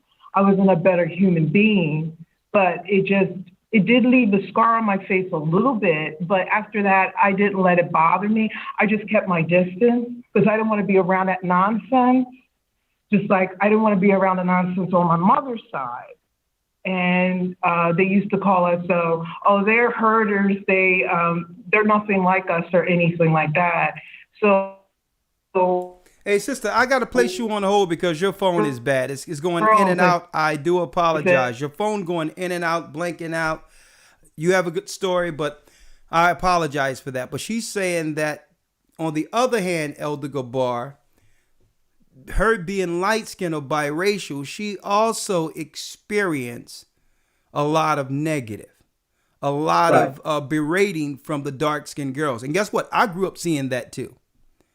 I would see sisters get together with razor blades and put grease on their face and try to jump the light-skinned girl or the girl that was pretty in the school or the new girl because she was getting a lot of attention. I've seen that too. So that is a scar that's left on girls that grew up pretty, where they can't, where pretty girls cannot operate in their natural feminism. They have to become hard. Why? Growing up to fight these girls who are jealous. And see, I've seen that too. And we have to stop that stuff. I mean, I've seen that with girls get together and they'll berate a girl. They'll try to instigate a fight because the girl is pretty. And that girl, all these girls that you see light skinned or pretty, or other, even little dark skinned girls who are pretty and stood out, how they have an outward, they have what you would call a hard exterior, and all that, and talk tough and all that, and try to be masculine. It's based on the fact that, Elder Gabar, they had to defend themselves growing up from girls who, girls who were jealous.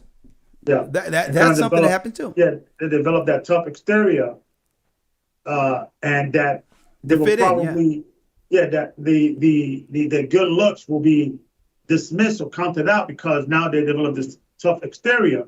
Yeah. Because they're afraid to look pretty, and because that is a sign of weakness. Yeah. So I think that's a great point. Yeah, and it's not relating pretty to light skin, because I know a dark skinned girl who was Cherokee Indian. Her father was black, but her mother was Cherokee Indian, but she was black, but she had beautiful hair, and they used to try to jump her and all that, and she was dark as me. So that's another thing. That's another thing. A lot of jealousy and envy that we need to overcome to break the curse. And sometimes, Elder Gabar, I've seen scenarios where people had to move their children out of the neighborhood in fear of what might happen to them in public schools, their children in public schools. I've seen this too. And folks, that have nothing to do with white people. They don't have nothing to do with white people setting up a caste system. I mean, we have to do better. Yeah, absolutely. All right. Let's see, Gabar. I think this is the Gabar from South Kakalaki. Thank you, South Carolina. Shalom. Hey, Shalom, Elder. How's it going? I'm blessed by the best, and his name is AHAYAH. Talk to us. I'm from the St. Louis body out here. St. Louis. But okay. I experienced colorism yes, sir. I think I experienced colorism at a real early age. My mom, real quick, my mom is black and Mexican. My dad is black. They had 4 children together, and out of the 4, I was the darkest one. Okay.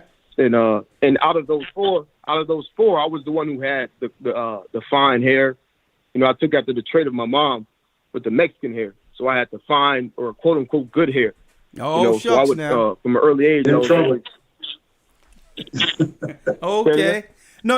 I'm gonna tell you, so, Gabar back in UPK, I seen a few of his pictures growing up in the mid-20s. I'll tell you, boy. Oh, Elder Gabar had that Billy D. Williams going on, but of Israelites. But maybe you was in that phenotype. Yeah, I just grew up into my nose. The Billy D. of Israelites. There you go. Exactly. Let's go.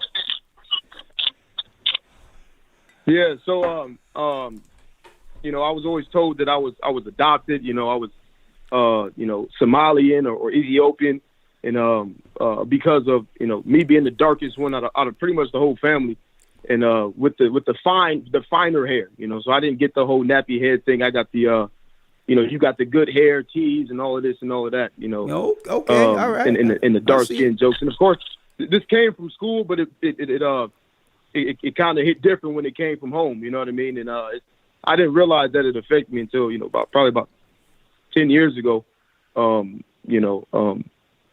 that's my quick experience on it, and real quick, I remember when my brother, we used to get into a little physical fight, and he's lighter than me, and he's on a lighter skin, and I would get, we would go at it, and he may get the better hand of me in an altercation.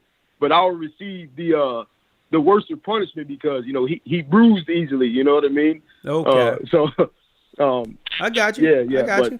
That's my real quick experience. That's the benefits. You get into a rumble, and when you're dark skinned, you don't see the bruises like that. Yeah, I've seen that. But another thing, and feeding into some of the stereotypes, and I'm glad someone in the comments pointed it out, how you said because your hair was fine opposed to coarse, that you had the good hair, right? And that's what they say, yes, sir. That's what they say, but I'm gonna tell you, Christ got the good hair, right? Yes, sir. White Absolutely. Like wool. I'm gonna show you the reverse of all of this. We're reversing the curse, right? Like, how do you know your hair is fine? How do you know it's good? Guess what? You throw a pick in and it stands up. That's the Most High stuff. Hey, I can throw a pick in mine. It's still staying. Okay. Oh, okay. Okay. All right. There you go. It still catches. That's good. But I'm just saying, we're going to reverse the curse. Good hair is whatever the Most High blessed us with, whether it be slick and whether it be woolly. The diverse textures, the Most High made them all. Right. So that's what the good hair is. Yes, whatever's growing out of your head. Thank you. Bless you. Shalom. Okay, don't make me put up that picture of Prince again on y'all. All right, last call for this evening. Otis, 336 area code. We had a good time tonight. Thank you, elders. All you elders who have given your time for the program. I'm going to relax. Make me a nice cup of tea and enjoy. I want to see the outcome of this particular broadcast. If you, brothers and sisters, indirectly have received something positive that can help you throughout your life based on this particular topic, I would like to hear from you this weekend, this Friday in particular, on Patreon. Okay, because I think that after this we can move forward off of colorism, right? Last call of this evening. Talk to us, Otis. 336 area code. Where you from?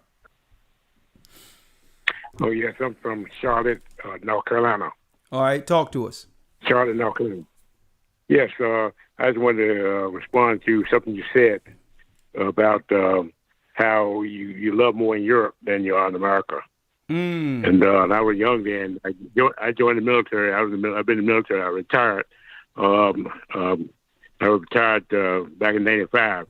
But when I was over in the early '70s. '73, I was over there in Germany.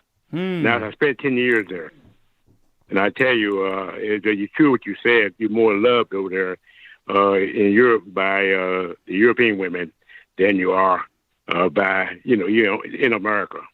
And I had a lot of European women and there, and because they like black men, and I thought it was a well-known thing. You gonna get lit up. You're gonna get lit up in this comment section with all that talk. But go ahead, I'm listening to you. Well, yes, I almost married a German person, but apparently the Lord didn't want that. But I've been married now for 42 years to a black woman. But anyway, during that time, I agree with you about the fact that European women look forward to being around black men. Oh yeah. I think it's being seen more so than ever. More so than ever now that they have opened up the floodgates and are promoting more so interracial than traditional marriage. And we have to take a good look at that too. Why is that being promoted? They went straight from intersectional promotion into interracial promotion, right? But it's really about cutting off cultures and traditions. That's what it is. If you have two East Indian people together, they're going to more so instill the traditions of their family, of the traditions of India. And they'll continue that traditions in their home. But if you get an East Indian who married a white Jewish person, what of the children? See? Now you just have to teach them to be Babylonian and cut off from both of their traditions. They must now create a new tradition, a tradition called American. See, and that's the scary piece of interracial scenarios. You have to watch that you do not cut off the traditions and values of your forefathers. So this is what they're doing, folks. They went from intersectional, and the people caught up to that and say, listen, there's enough of this crap. We don't want to hear it no more. We don't want to see it no more. Whoever you with, have that be in your bedroom. That's your business. It's already been there. I don't want to see it on TV. I don't want to see it in commercials. I don't care about that. So now that people are pushing back, they don't move to that, and then they'll have a sister sitting there lifting weights on a commercial with Afro puffs and looking nice, and every good black sister they have, then you'll see a Chinese dude jump up and he start running on a treadmill. I'm like, what? They're married? What is this?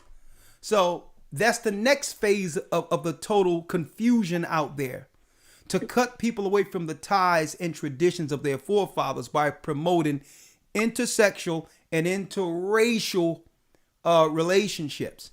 Now, to me, I'm about my nation. I'm about what the Most High says concerning that. And I'm judging anybody for what they do. But you have to understand, when they promote something as much as they're doing, it's at the expense of what?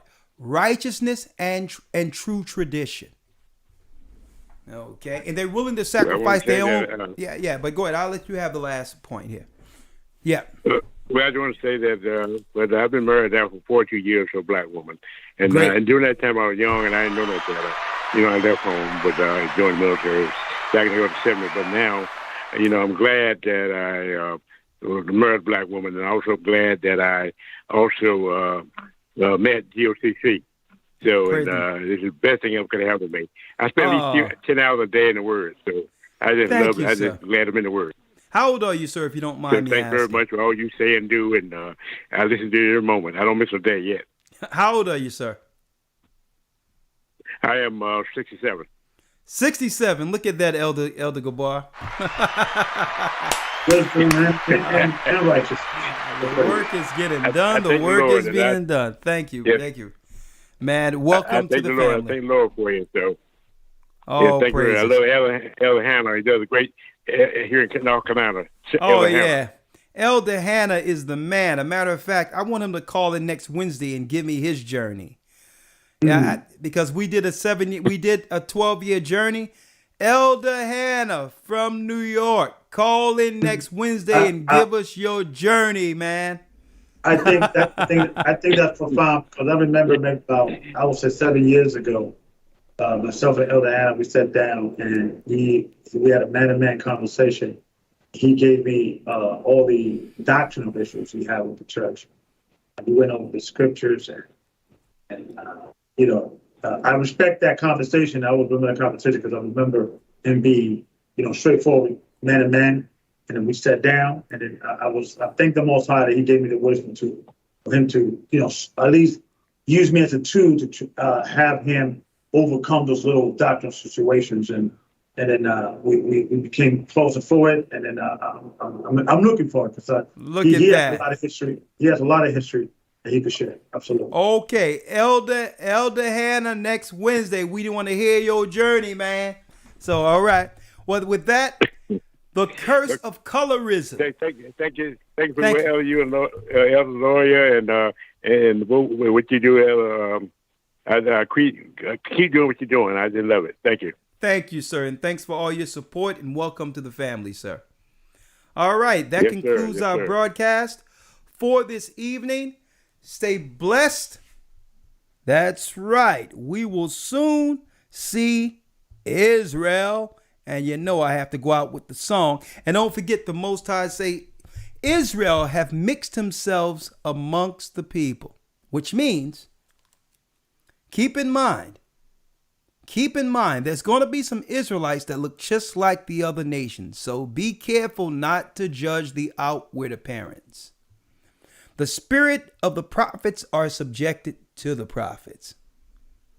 Okay. With that, shalom. And that's right. Destroy the demon called colorism. Shalom. Thank you, others.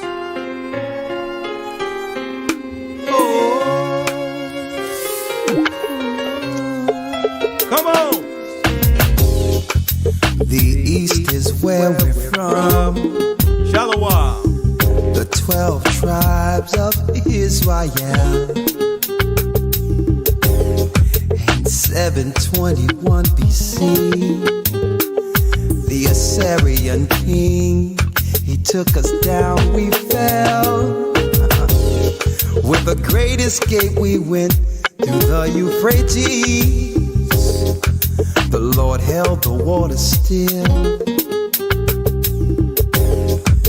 To a land where no mankind dwelt, we went. The 12 tribes of Israel. So we be Manasseh, the Cubans, Ephraim from Puerto Rico, Nepali from the Isles of Hawaii. The Lord is calling back Israel. Zebulon from Panama, Gad, the North American Indians, Simeon, the Dominicans. AHAYAH's gathering Israel. The Arabs and Africans told us. A good point. Together our wives and children then sold us. In the belly of these great ships we traveled in fear. By the rivers of Babylon we found our brothers here.